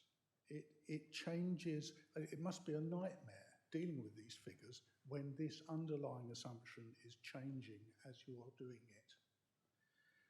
I'm not terribly happy with the way you actually dealt with it. I'd much rather see that 2% number in the assumptions changed and worked through the sums, rather than the rather ad hoc way of putting some money into the contingency and saying there are a few things that are going to cost us about 12 million more. If you do the really simple-minded thing and take all our expenditure and say, well, we've done that on the assumption of 2%, let's do it on the assumption of 6%, you find out that adding in a bit more for the pay increase, and I hope our very hard-working staff are not going to suffer a real pay cut of 3.5%, which is what's implied by the figures in here at the moment. But if you put that, if you just increase what we spend by that extra 4%, you end up spending another 20 million. That's more than the 4 million and the, I think it's 8 that we've otherwise identified. So this budget slightly frightens me, to be honest. I'm glad I'm not Councillor Suttle, because I think we're going to get a shock from inflation. I think we're going to be have to be very careful. And like my colleague, I think we have to increase council tax, regrettably, to be able to do those things for the people who are most vulnerable in our communities. Thank you. Thank you, Councillor Heatley. Next we have Councillor Bartlett, followed by Councillor Quayle, and then I'm going to ask Councillor Spencer-Flower. to, oh, sorry. I didn't. Okay, you'll be after Councillor Quayle, and then I'll ask Councillor Spencer Flowers to present his budget speech before our vote. Thank you. Thank you, Madam Chairman. Obviously, like many in the chamber, I feel also that it's regrettable to have a rise in council tax, but like my colleague, I can't envisage a cutting of services to my residential population, and I'm not going to summarise again what the reason why we need a better fund and deal with the finances implications that council find itself in, because my fellow Councillor Knock-Lacey-Clark summed it up brilliantly, if I may say, Knock. But it would be remiss of me as the chairman of one of the two scrutiny committees if I didn't make some thank yous. And one of those is to the leader of the council for the budget cafes for allowing cross-party involvement in setting this budget.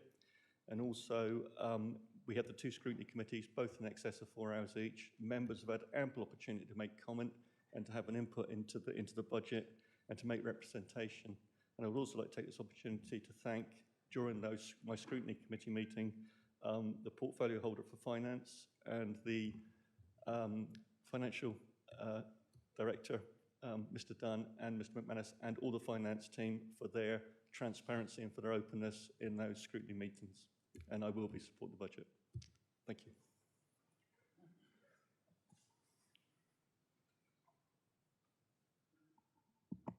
Councillor Quayle, thank you.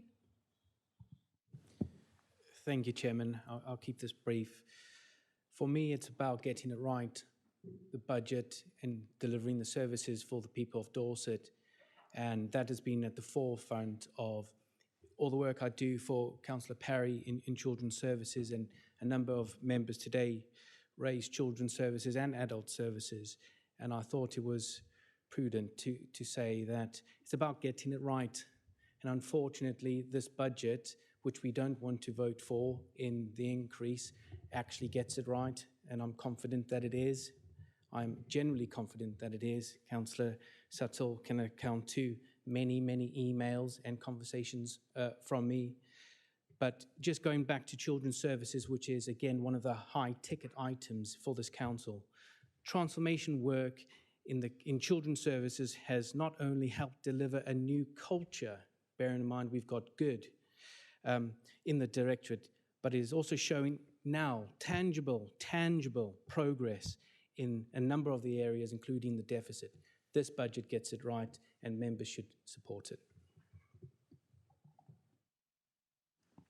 Thank you very much, Councillor Quayle. So, Councillor Ferrari. Thank you, Chair. I welcome the opportunity to deal with one of the urban myths that circulates, which is that Dorset Council has one of the highest council taxes in the country. Thank you for the opportunity. Dorset Council's council tax is 13% higher than the national average council tax. There are metropolitan authorities, unitaries, and county council and district council combinations, all of which charge more council tax than Dorset does. So I welcome the opportunity. It's just not true. There is a statement that is quite close to that. That is true, though. And the statement that's close to it is that Dorset County taxpayers pay one of the highest amounts of tax in the country. And that isn't fundamentally due to the 13% higher than average charge that Dorset Council makes. It's due to the 250 and 300% higher than average precepts that primarily Lib Dem-led town councils charge all across the county. And I welcome the wisdom on Weymouth's part, because I argue for that case in that chamber, that they should reduce their council tax, and thank you for doing so. Thank you for all coming along on that cause. It still leaves them at about 2.5 times the national average. So this is not an opportunity for us to be lectured by people about how we are overspending. This is a modest and sensible budget in turbulent times. Can I specifically comment on the reserves point? There was a one-word change in the budgets between the Budget Cafe and the budget papers published. And that one word change was high to medium. And that word was inserted by the Section 151 officer when he reviewed the risk associated with the budget. And the budget risk changed from high risk to medium risk. And that was because of the extra money that had been put into, that we'd received, that we'd put aside. And I, for one, would entirely support changing Dorset's budget from high risk to medium risk. And actually, I entirely commend on the finance portfolio holder, and can I thank you for that? And can I also talk on the subject of government support for Dorset? We've talked about £19 million for decarbonisation. We've talked about £10.4 million that have come in from recent support. We talked about rounds of support earlier in the year. We haven't talked about the £100 million that's been committed by the Environment Agency for the Weymouth Harbour walls. In total, in the last 12 months, central government had committed to us more than 50% of our council tax income in additional expenditure in the budget, in the county. We want more revenue from central government. Don't have any doubt about that. The impact of this is completely undesirable for our residents. I agree, I know.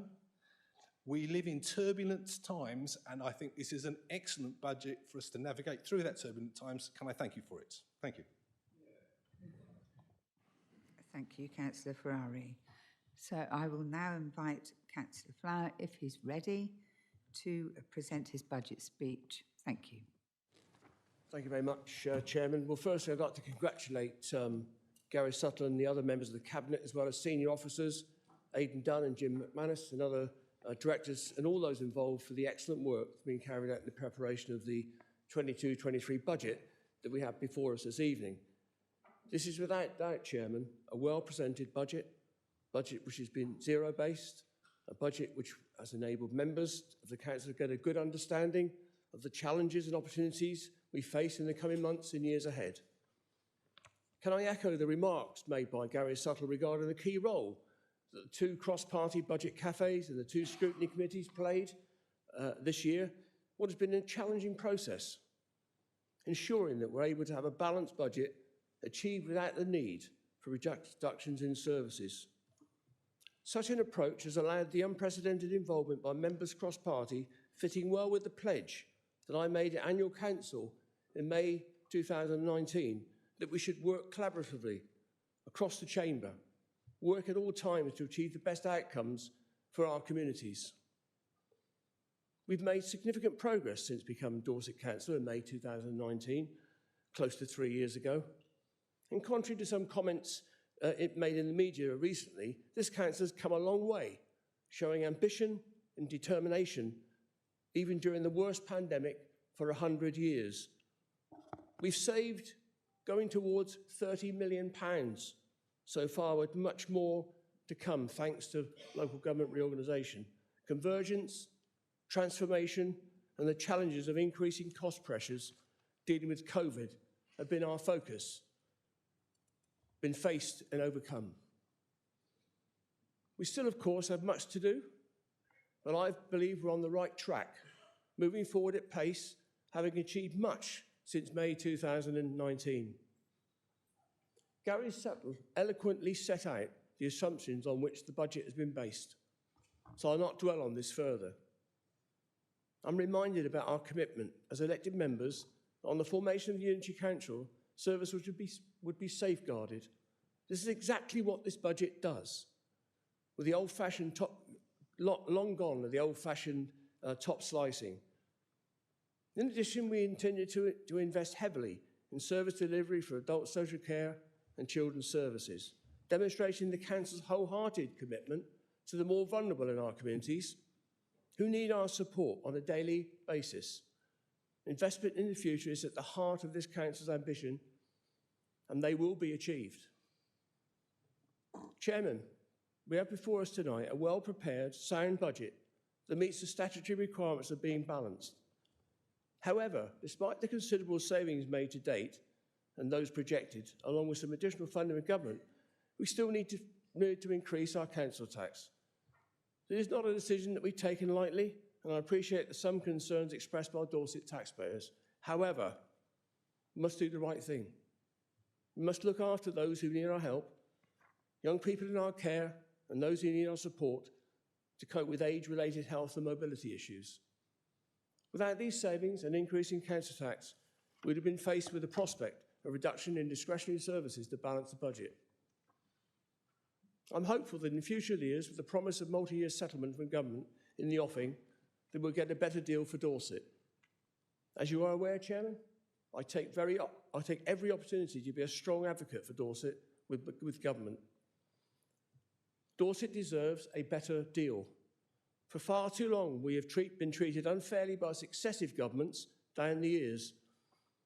But I'm optimistic that we are making our case well for more government central funding, and testament to that optimism was the better-than-expected settlement for 2022-23, which has enabled some additional commitments on housing and helped to mitigate the risk underpinning the strength of the budget.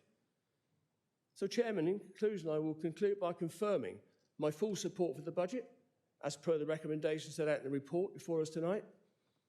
This will be a budget that enables this council to offer the best outcomes for the communities we serve, helping to establish a sound basis on which to take this council forward in a strong, financially sound and constructive way, enabling us to fulfil our ambitions to serve the community of Dorset well through transformation of council structures and investment in our frontline services. This fits so well with what we promised when local reorganisation in Dorset was first proposed and subsequently approved. And if I can pick up on a couple of points that were made this evening, and I'm grateful for some of the comments, Chairman, because they're really sound. Revenue support grant was mentioned. I've been pushing for revenues. Why don't we get any? And I'm aware, because I listened to it, that last Tuesday in the finance debate in the House of Commons, 2 Dorset MPs actually challenged the Secretary of State about why was it that one particularly, they quoted, I can't remember which borough it was, they get £24 million a year, and their council tax band D is half what ours is. Is it any surprise it's half? Because they get revenue support grant. What do we get? Nothing. Nobody's convinced me yet why it is. So I'm challenging hard, and so are MPs. So it's in Hansard now. It's been challenged.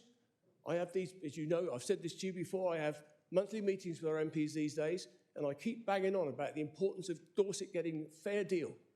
And I know from a conversation I had a few months ago now, admittedly, I got the opportunity to ask the Chancellor of the Exchequer a question about 3-year settlement and what are they going to do about rurality, which is a fact, in the formula, which hasn't really been taken into account. And he assured me that when the formula is reviewed, rurality will be a factor because the cost of delivering services in rural areas like Dorset is significantly higher than it is in urban areas. So why do they get RSG and we get nothing? No one's given me an answer that I'm happy with yet. So I am working on that, looking to see how we can benefit Dorset. One final thing, which I failed to mention when I was talking about my leader's announcements, we've appointed a corporate director for climate. We did it last Thursday. The man's accepted. It'll be starting in due course. His name's Stephen Ford, and I think there will be a press release tomorrow. That is a demonstration of our commitment to comments made earlier about how you're going to get on with it. This is part of our commitment to deliver on our strategy. It's pointless having a strategy if you're not willing to invest in it and deliver it. Gary's mentioned the 750,000, that's a start. We've got capital being put aside as well. We've got somebody coming into post that will help us attract funding from government, because that's where we need to get it from, as well as making us work to the best of our ability in Dorset itself. Thank you very much, Chairman. Thank you very much, Councillor Flower. So we will now put this to the vote. The number of votes will be displayed on the screen, followed by a list of how each member voted. So please make sure you've got your voting devices. Over to Susan. Just ask that before we go to the vote, ask members to make sure that when you press your button, that you actually see the little digital display comes up. It's the top right, and that way you will know your vote has been registered, and we'll be able to record it clearly for you in the minutes.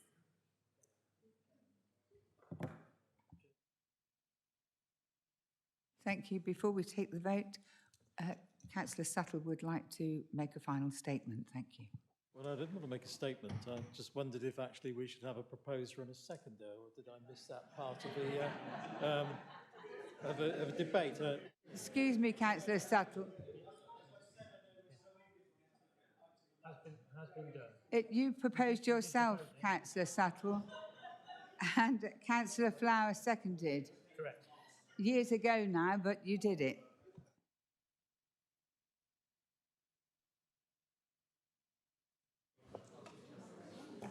Point of order, Chairman. I thought a vote for a budget was done on roll call. It is. Oh, sorry. Oh, sorry. I did explain that the number of votes will be displayed on the screen, followed by a list of how each member voted, and I'm handing over to Susan now. Thank you, Chairman. The vote is now open. Please press 1, 2 or 3 on your clicker pad.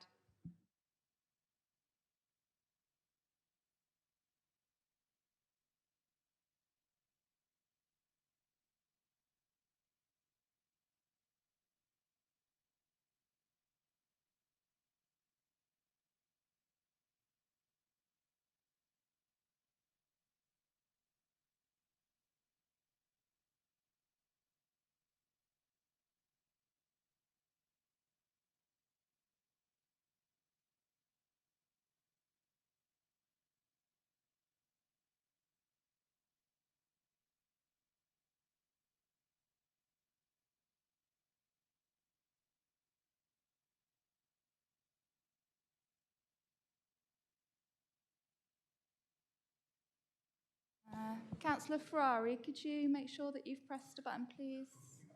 Thank you.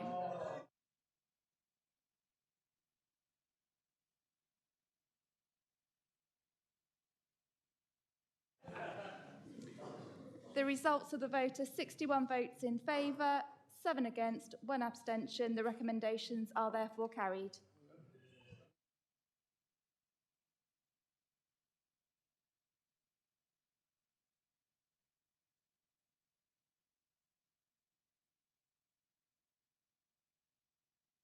Thank you very much. As you can all see, the vote has been carried. Thank you. Now we could move to agenda item 10, Harbour Budget. Councillor Mark Roberts will introduce the report and propose the recommendation. Thank you. Councillor Mark Roberts, Chairman of the Harbours Committee, Chesilbank Ward. Item 10, the Harbours Budget. I too, fellow councillors, would like to take this opportunity to present in person. It's been long overdue. We have before us the recommendations relating to the budget and fees for our 3 municipal or local authority harbours, namely Weymouth, Bridport at West Bay and Lyme Regis. The Dorset Harbours strategy, nearing its final development, has the aim of operational financial self-sufficiency in harbour finances. The Weymouth Harbour Revision Order, now made by the Secretary of State, defines the scope of that harbour's revenue sources. The Harbour Revision Orders for West Bay and Lyme Regis are currently with the Marine Management Organisation for public consultation and will then progress to the Secretary of State for approval. Our harbour masters, Jamie Joyce and James Radcliffe, and their teams, especially Claire Connolly, have been comprehensively benchmarking both fees and facilities at neighbouring and competitor harbours and marinas to arrive at this year's budget and fees. The Harbours Committee, and I thank them very much, has diligently examined the budget and fees and are content the recommendations are fair and reasonable to users, whilst generating sufficient income to continue the operational improvements. A general increase of 3% with some variances is a sensible level of increase which the committee believes to be a balanced approach for the coming season, which, with cautious optimism, we hope to see our vision of thriving harbours at the heart of their communities. I therefore commend this recommendation and propose we vote all 3 en bloc. Thank you. Thank you, Councillor Roberts. I understand that Councillor Rob Hughes would like to second the recommendation. Thank you, Chair. Good evening, everybody. Councillor Rob Hughes for the Island Royal Manor of Portland, Vice Chair of the Harbours Committee, and I would like to second this. Thank you very much. Thank you. Do we have anybody wishing to speak? Anyone with any questions? Okay, I think we'll proceed to the vote.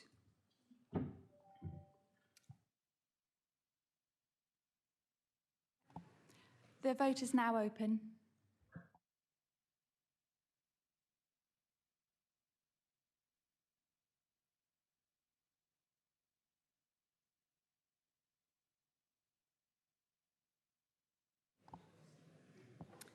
The results of the vote are 69 votes in favour. The recommendation is therefore carried. Thank you.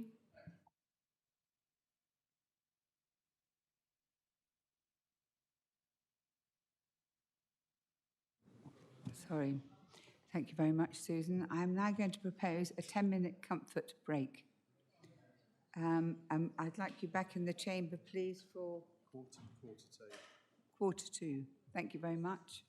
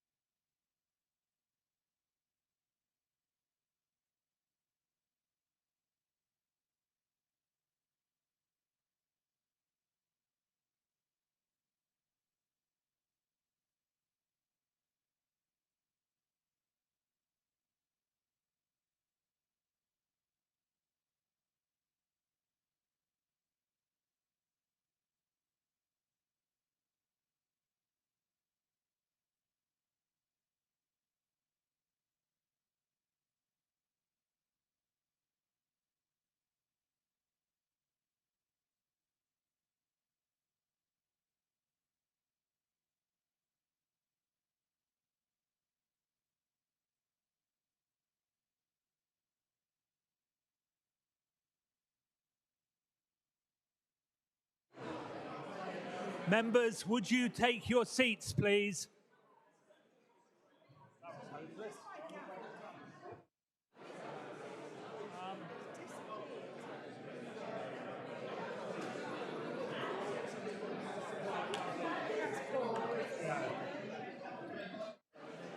Please, can you take your seats for the continuation of the meeting?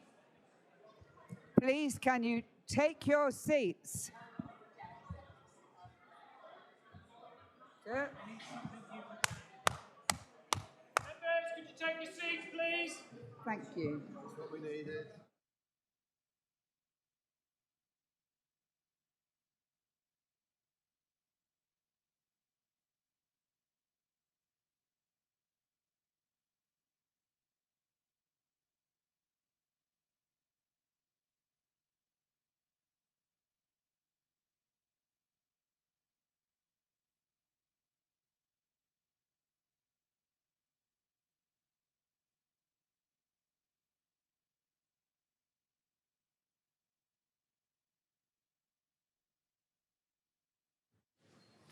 Thank you, members. So we continue the meeting with agenda item 11, community governance review. Jonathan May is going to advise us regarding the dual-hatted members.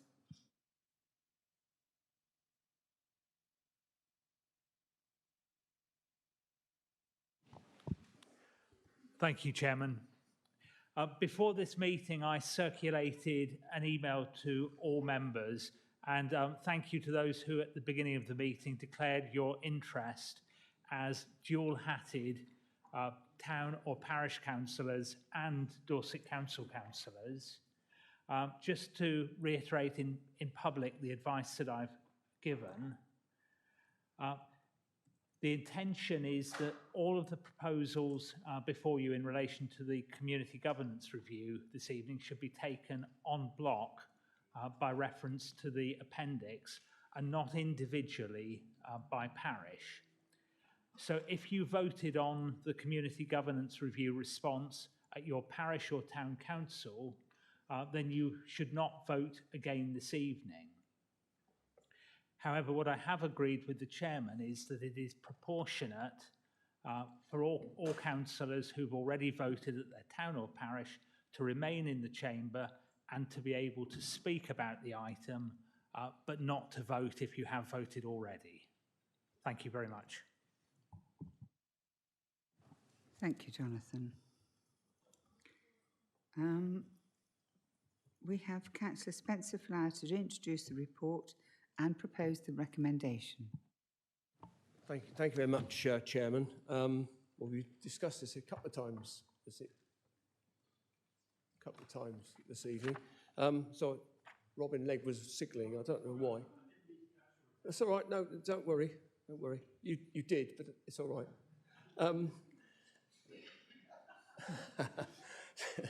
So, members, we have before us this evening the report on the community governance review.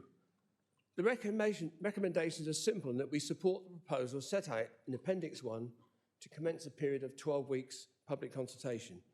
Just a reminder that the statutory requirement is 8 weeks. But given the importance of this matter, we've allowed more time for responses. For the avoidance of any doubt, we're not making a decision about the community governance this evening. That will take place at full council on the 14th of July, subject to members supporting the recommendation before us this evening. Accordingly, this evening is not the time to debate the merits of individual concerns, and I'm aware that there are understandably a few concerns. Can I strongly urge members to encourage members of the public, parish or town councils to respond to the draft recommendation for us this evening as part of the 12-week public consultation. In proposing the recommendations, can I thank the group leaders and deputy leaders who were members of the task and the working group that we formed to deal with this matter. We were able to work well together and reach a broad consensus across all of the recommendations set out in the report. It was agreed at the first meeting that we would work strictly in accordance with the government guidance. In this regard, any changes to parish boundaries should not impact on the current Dorset ward boundaries. For the benefit of the public listening, these Dorset Council wards were created ahead of the 2019 elections. It was good, therefore, that the majority of the town and parish council's submissions were well drafted and in compliance with the guidance issued and the recommendations of and at the commencement of the community governance review process, when all the town and parish councils were notified. A good example of this compliance would be the Bridport submission. Not the only one, but I picked that one out as a good example. I was able to set out the government guidance used when responding to a number of questions earlier this evening, and I'm not going to rehearse them again in this report. So the recommendations set out in the report include a timetable which will enable the result of the further public consultation to be reported back to Council on the 14th of July. The CGR working group will reconvene to review consultation responses and again to agree the final draft proposals. We're working to a very tight timescale, which is why it's so important that members support the recommendations before us this evening. And as a final reminder, we are agreeing to commence a period of 12-week public consultation, not making any final decision this evening. I believe I have a seconder, Chairman. Thank you. Thank you, Councillor Flower. I understand Councillor Les Fry, would like to second the proposal. Thank you, Madam Chairman. Yes, I found being part of this review team interesting and challenging from a number of angles. I fully understand the passion behind the many comments that have been submitted by the various people and bodies in relation to this review, and thank all those for taking the time to do so. Every comment has been read and taken into account as part of the deliberations. And having heard the questions earlier in the chamber tonight, I'm also aware of the passion behind other members here. I would also like to thank the officers behind the work, which I know has been absolutely massive from that point of view. However, at this stage, the document is in draft form and now goes out to consultation. Consultation for 12 weeks when everybody here can have an opportunity to have their say. They don't need to do so tonight. So there's little to be gained by anyone wishing to comment tonight. Please save your comments to be submitted for consideration by the team. I'm very pleased to second this motion. Thank you, Madam Chairman. Thank you, Councillor Fry. And actually, following on from that, and before I open up this item for debate, members, can I remind you that this item is here for us to agree to go out to public consultation, and we should not be using this time to rehearse comments that should be included within that public consultation. On that basis, can I invite members who wish to speak to indicate by raising their hands now? Councillor Legg, I understand. Hang on. Please. And then asking a question, or rather hoping to get some confirmation. I think the first of my observations is you probably don't notice it at the front, but sitting back here, you're watching the screens. What you see on the screen is actually a mirror image, and I find that very disconcerting. I don't know whether the technology can be tweaked to make it work so that we're the right way round, but we are the wrong way round. The observation I want to make on section 4 of this report is that a number of parishes, in trying to get the balance of electoral arithmetic right between parishes, results in a significant reduction in the number of councillors from some parishes. There's one in my ward, for example, called Thorn Hackett, where Beer Hackett, who currently have 3 councillors, will reduce to 1. I don't know whether, there's Mary, you're over there. Mary's got 1 as well in Yetminster and Ryme and Trinsker. Ryme reduces from 3 to 1. I just want to make it clear, or I hope it will be made clear in the consultation process, because I've been told that it is possible, is that parishes who want to disaggregate, who want to separate because they feel they're then in bed with an elephant, and the ratios of some of these parishes will be then 9 to 1. And, you know, if you've only got 1 councillor in a council of 10 representing your village and the other village has got 9 councillors, you might actually feel that you're not really going to get your point of view across. and that you might want to separate and actually have your own parish meeting or separate parish council so that you get proper decision making. Can it be made clear as part of the consultation process that that is an option? Because I've got a feeling, I've already had some feedback from Thorne Hackett and from the Beer Hackett contingent in particular, that they feel that if they're being funneled in this direction, there's no way out. And actually, I think we need to give people like that some assurance that there is an option as part of this consultation process, that that's a possibility and that the door isn't closed. Thank you, Councillor Legg. Councillor Weller. Thank you very much, Madam Chair. And thank you, Councillor Flower, for your response to the questions earlier, which I do understand, and I do understand that we're just proposing to go out to consultation at the moment, so I'm not going to bring up tiny points or anything else. I'd only want to say that Weymouth Town Council thought they were following the guidelines. They were very, very careful about reading the guidelines and following the guidelines from the Boundary Commission when they made their recommendations. So my request is now to the group that have disseminated all of that and put forward the draft, could you tell us where we went wrong so that when we respond to the consultation, we respond in such a way that we get your approval? Because we know our communities only too well. And currently, you're splitting them up and adding people where they have no relation to other people. And that doesn't seem to follow the guidelines at all, because the guidelines do say, have a mind to communities. We thought we were. Where did we go wrong, please? Thank you, Councillor Weller. Councillor O'Leary. Thank you, Chairman. It's been added that the main thing on this is that on this recommendation is what we're voting on is to go out to public consultation. The people that have come up here from Weymouth Town Council and spoke in the members section can then put their case back. I understand Councillor Weller's asked for clarification. I think that'd be very much welcome.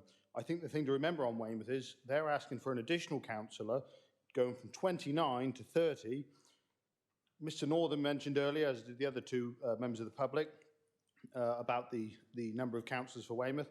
Everybody in Weymouth, members of the public, agree that 29 is already far too many. 30 is just absolutely ridiculous. It reminds somebody of 29 chefs trying to boil an egg.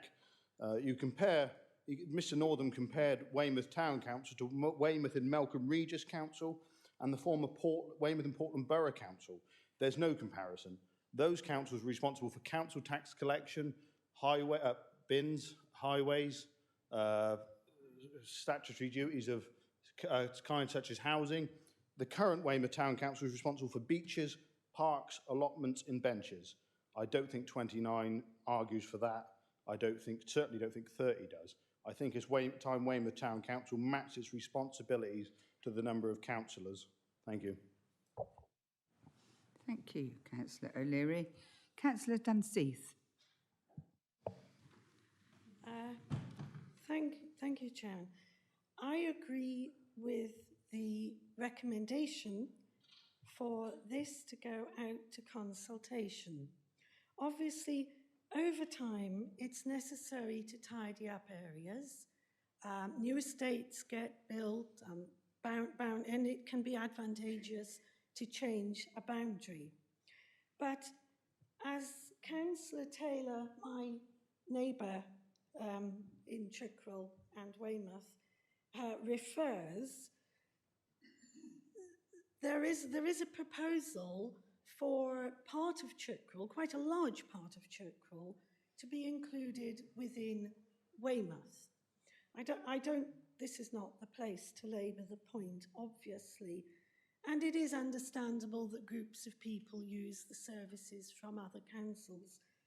But she refers to that there are 3 different areas of Chickrell, and the thought is now, instead of just being one area of Chickrell within Weymouth called Chickrell, She mentions that it could possibly be split up. And actually, I would agree with that thinking. I don't agree with Chickle going into Weymouth, but they are very different areas. The point that I would like to make is this particular recommendation would actually take over 2,000 residents out of Chickrell, which is a relatively small town compared with our much larger neighbour. And it just appears to me that there's a little bit of argument within Weymouth itself as to exactly what they should do with the parts of Chickrell they would like to almost take a land grab. I do think that areas need tidying up, and that is what this proposal is all about. I get that, and I agree with it. Thank you very much, Kat.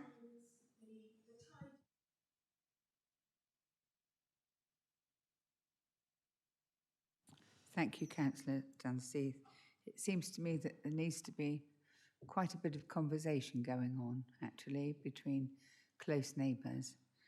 Next up, we have Councillor Lacey-Clark. Thank you, Chairman. Councillor Nocturne Lacey-Clark from Blandford Forum, still. So I am aware that we are not discussing particular things that are included or not. However, high five? Oh, no, my bad, sorry. Very excited to see yourself on camera. Blandford Forum's recommendations were not taken forward, and I understand for a similar reason to some others, in the fact that the changes to the parish boundary should not interact with those of the higher substantial authority. However, when we did look at the higher authority's boundaries, that did not include changes to the parishes, and vice versa. When we look at the parishes, doesn't look at the higher. For those of us that are in single wards for Dorset Council, dual member, but also that is the entirety of the town, at what point will there be an opportunity for that or those areas, if there are others are like it, to look at both sets of warding at once, as that would be the only sensible way to do it? Thank you. Interesting question. I don't know if anybody's got an answer for you there. Thank you. You'll get an answer at the end. Councillor Lacey-Clark. Councillor Orrell. Thank you, Madam Chairman. So John Orrell from Melcombe Regis. My problem here is obviously the draft recommendations. We've been asked by various people to emphasise on the draft part, that this is all going out to consultation, and we should have confidence that what the public says is going to be listened to. The second bit is draft recommendations. What's happened so far is we've had some, what I think from the Weymouth Town Council in particular, some fairly well thought out ideas which have been ignored. And recommendations come with a certain force. So when it goes out to the public, it isn't a neutral thing. Recommendation comes with a certain amount of authority, and it's going to be really hard to knock that down. So I'd like to be assured that when this gets looked at, it's done with a better lens than was used to judge Weymouth's original submission. Thank you.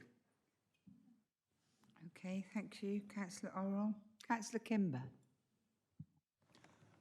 Councillor Paul Kimber, Portland. I'm really, a short statement. I've listened to Councillor Well and Councillor Orrell, and I think they've made some really good points, and particularly the question by Councillor Lewis Hamilton that was put tonight to us. I want to be assured that what we're going out with is a clear, clean blueprint, that we haven't predetermined anything or anywhere, and please give me that statement as before, prior to voting, so that we can assure our residents, particularly in and around Weymouth, and I know other areas have concerns, that this is not predetermined. Thank you. Thank you, Councillor Kimber. Councillor Christopher. I'm not going to talk about a specific ward. I'm Simon Christopher, Marshwood Vale. I'm not going to talk about a specific parish, rather, but I'm going to draw your attention to parish councils that incorporate rural areas and also a bit of urban fringe. If you take away the urban fringe from the parish council, then it is quite possible, and it's been debated for a long time, that you actually take away the viability of the parish council. I would make one final point. I don't have the same problem about looking at the screen that Councillor Lake has. That's probably because I've long been told that I have a face fit for radio and not for television. Thank you, Councillor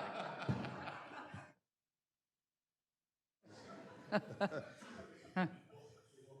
Thank you. It appears that everybody that wanted to speak has spoken, so I'm going to go back to Councillor Flower to present the case.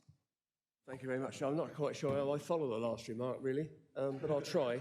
I picked up on a couple of things, and we were talking about points of detail, even though I did say that it's going out to consultation and we should wait for the 12-week consultation, but I do appreciate some of the sensitivities. I really do. I've asked for a reassurance from Paul about what it's a draft that's compliant with the rules. Okay? Absolutely. I'm not a pedantic person. When I do this sort of exercise, as colleagues who've sat on the working group know, I have been extremely pedantic to make sure we stuck strictly to the guidance. Because if we didn't, we'd get criticised. But we haven't. We've stuck to the rules. If we can have criticism about what those rules create, but nevertheless, we stuck to the rules. And the comment that was made about the doing wards, both, I think it was not about Dorset Council wards and town or parish wards. Jonathan may pick me up on this, but I don't think he will, because it's usually there is a periodic review of warding in any council. And we've just had that. We had ours 3 years before the vesting of the new council. And you look at them every 5, 7, 8 years, something like that. So probably in the next term, I would imagine sometime towards the back end of the next term, this council will review its boundaries. The opportunity then exists, if there's any mismatch, when we come out of this period of work around the governance review for town and parishes, if there happens to be a mismatch, or there's an opportunity to rejig what comes out of this particular period of consultation, that can be taken into account then, but not now. Thank you, Chair. Thank you. Councillor Fry, did you want a very brief response to that? Councillor Kimber's comments, this is not a predetermined review. We have not decided, and we are open to all the comments coming forward. I just want to add that, Madam Chairman. Thank you. Thank you for that. So I think we will go forward, please, to the vote.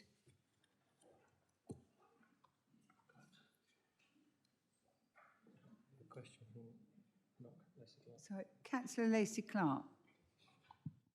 Sorry, Madam Chairman, just a very quick point of order. For those of us that have declared an interest, would you like us to abstain or just not take part?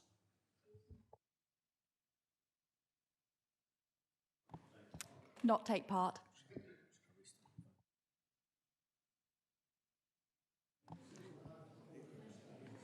Thank you. The vote is now open. Did we get one abstention? Yeah. Did we get...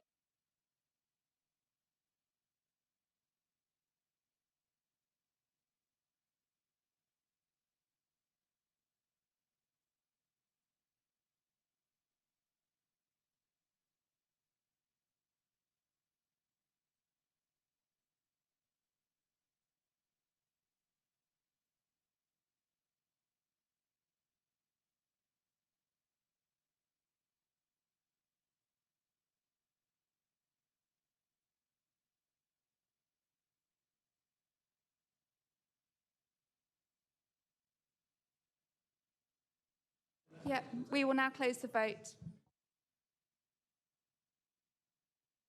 So the results of the vote are 46 in favour, 3 against and 2 abstentions.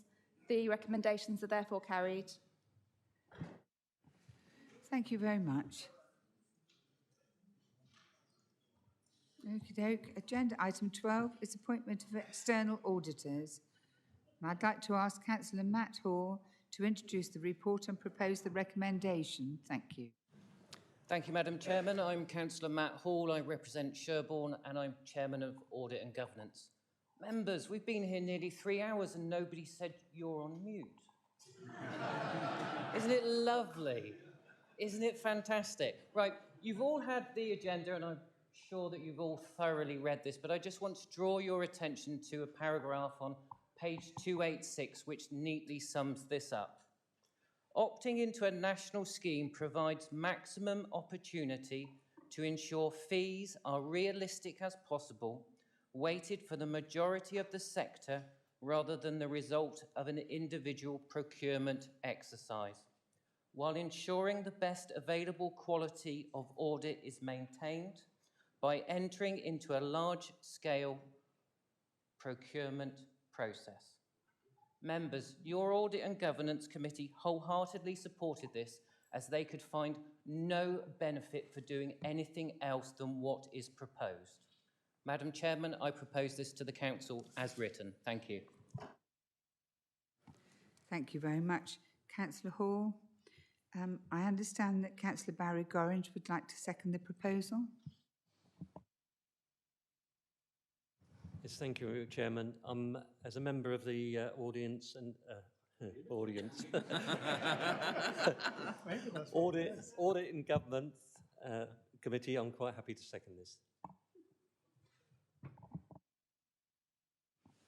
Thank you very much. Do we have any members wishing to speak on this? No? No? Okay, we'll go straight to the vote then, please. We can all vote on this one.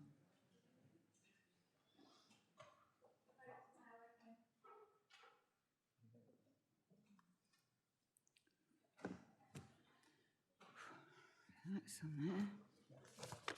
We're on the home straight here. When you've got to get to the pay policy statement. Thank you, everyone. The results of the vote are 69 votes in favour. The recommendation is therefore carried. Thank you. Thank you very much. So, agenda item 13 is the pay policy statement, and I will ask Councillor Jill Haynes to introduce the report and propose the recommendation. Thank you.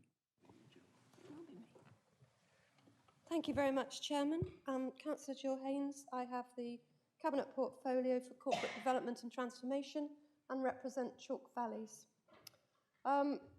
Before you have the Council's pay policy statement for 22-23.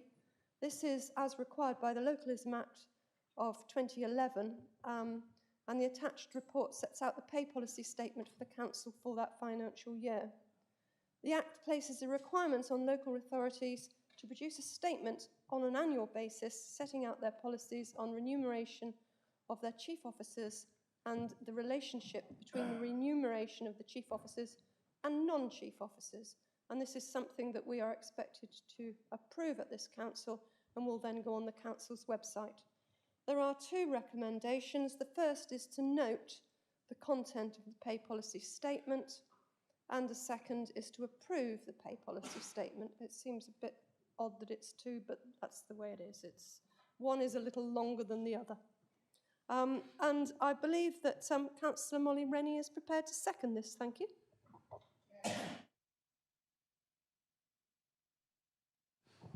I'm Molly Rennie, Dorchester East. I'm very happy to second this, especially hearing Councillor Paul Kimber earlier on actually crying out, please get on with pay settlements. Jill's pointed out to us that this is the legal requirement, so it seems sensible that we should all, I'll second this and I would hope everybody would vote in favour. Thank you.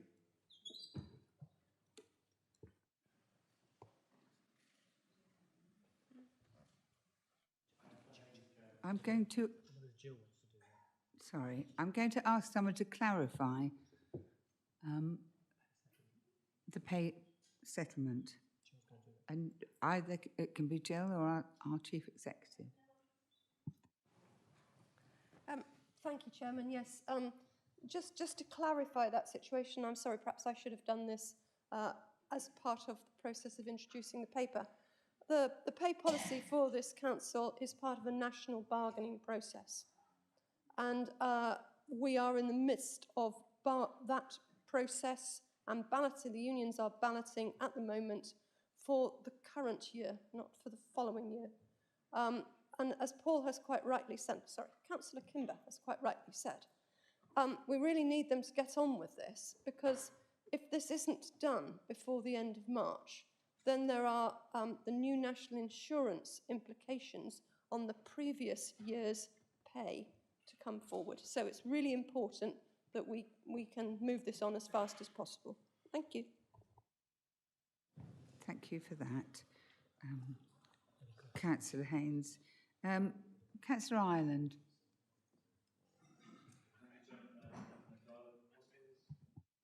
Are we on? Cool. There we go. I know I've mentioned this before, but it's apposite to mention it again. It's very disappointing that Dorset Council isn't a real living wage employer. We pay £1,500 less than the real living wage level. I think Councillor Suttle responded to me the previous time. It was interesting to note that we've got new best buddies in Cornwall. They are a real living wage employer, and not only that, they actually require their suppliers to be real living wage employers as well. And as far as I know, that's still the case. So maybe the council and Councillor Flower and whoever else might be responsible, maybe we should be talking to them about how we can also follow their lead. Thank you. We'll have a response from Councillor Haynes. Thank you. Thank you, Chairman. It really is important for us to remember this is part of a national bargaining setup. We cannot be getting into a situation whereby each individual council does their own thing. It would be of interest, though, to note, should what has been proposed go through, I would then be interested in showing to the whole of the chamber how close we are to that living wage. So that's as far as I'm going to say today. Thank you. Thank you. Councillor Kimber.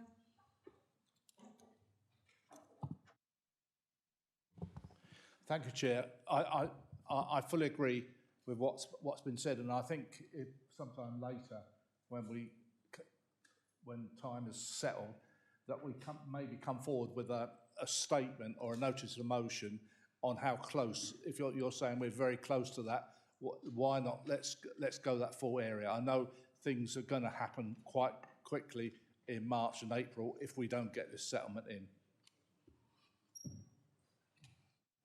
Thank you, Councillor Kimber. Okay. It's subject to national negotiations. I can't say that any clearer, can I? Therefore, it's not a question of a motion to this council. It is subject to national negotiations. Thank you. Councillor Flower. Let's get some clarity into this debate, because Nick Ireland talks about the real living wage. It's an aspirational target, and I want to talk about the national living wage, which is an obligation that we have. And I've got a briefing note here that says all Dorset Council pay points are above the national living wage. Thank you very much. I don't believe we have anybody else wishing to speak, so I would like to put this to the vote, please.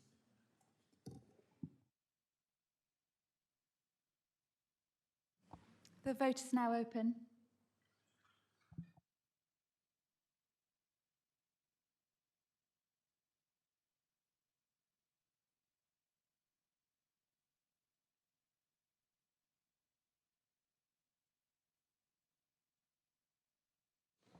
We're about to close the vote. Anybody else wishing to vote?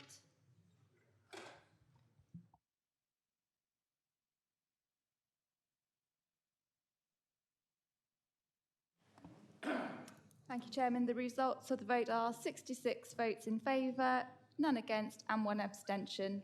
The recommendation is therefore carried. Thank you very much,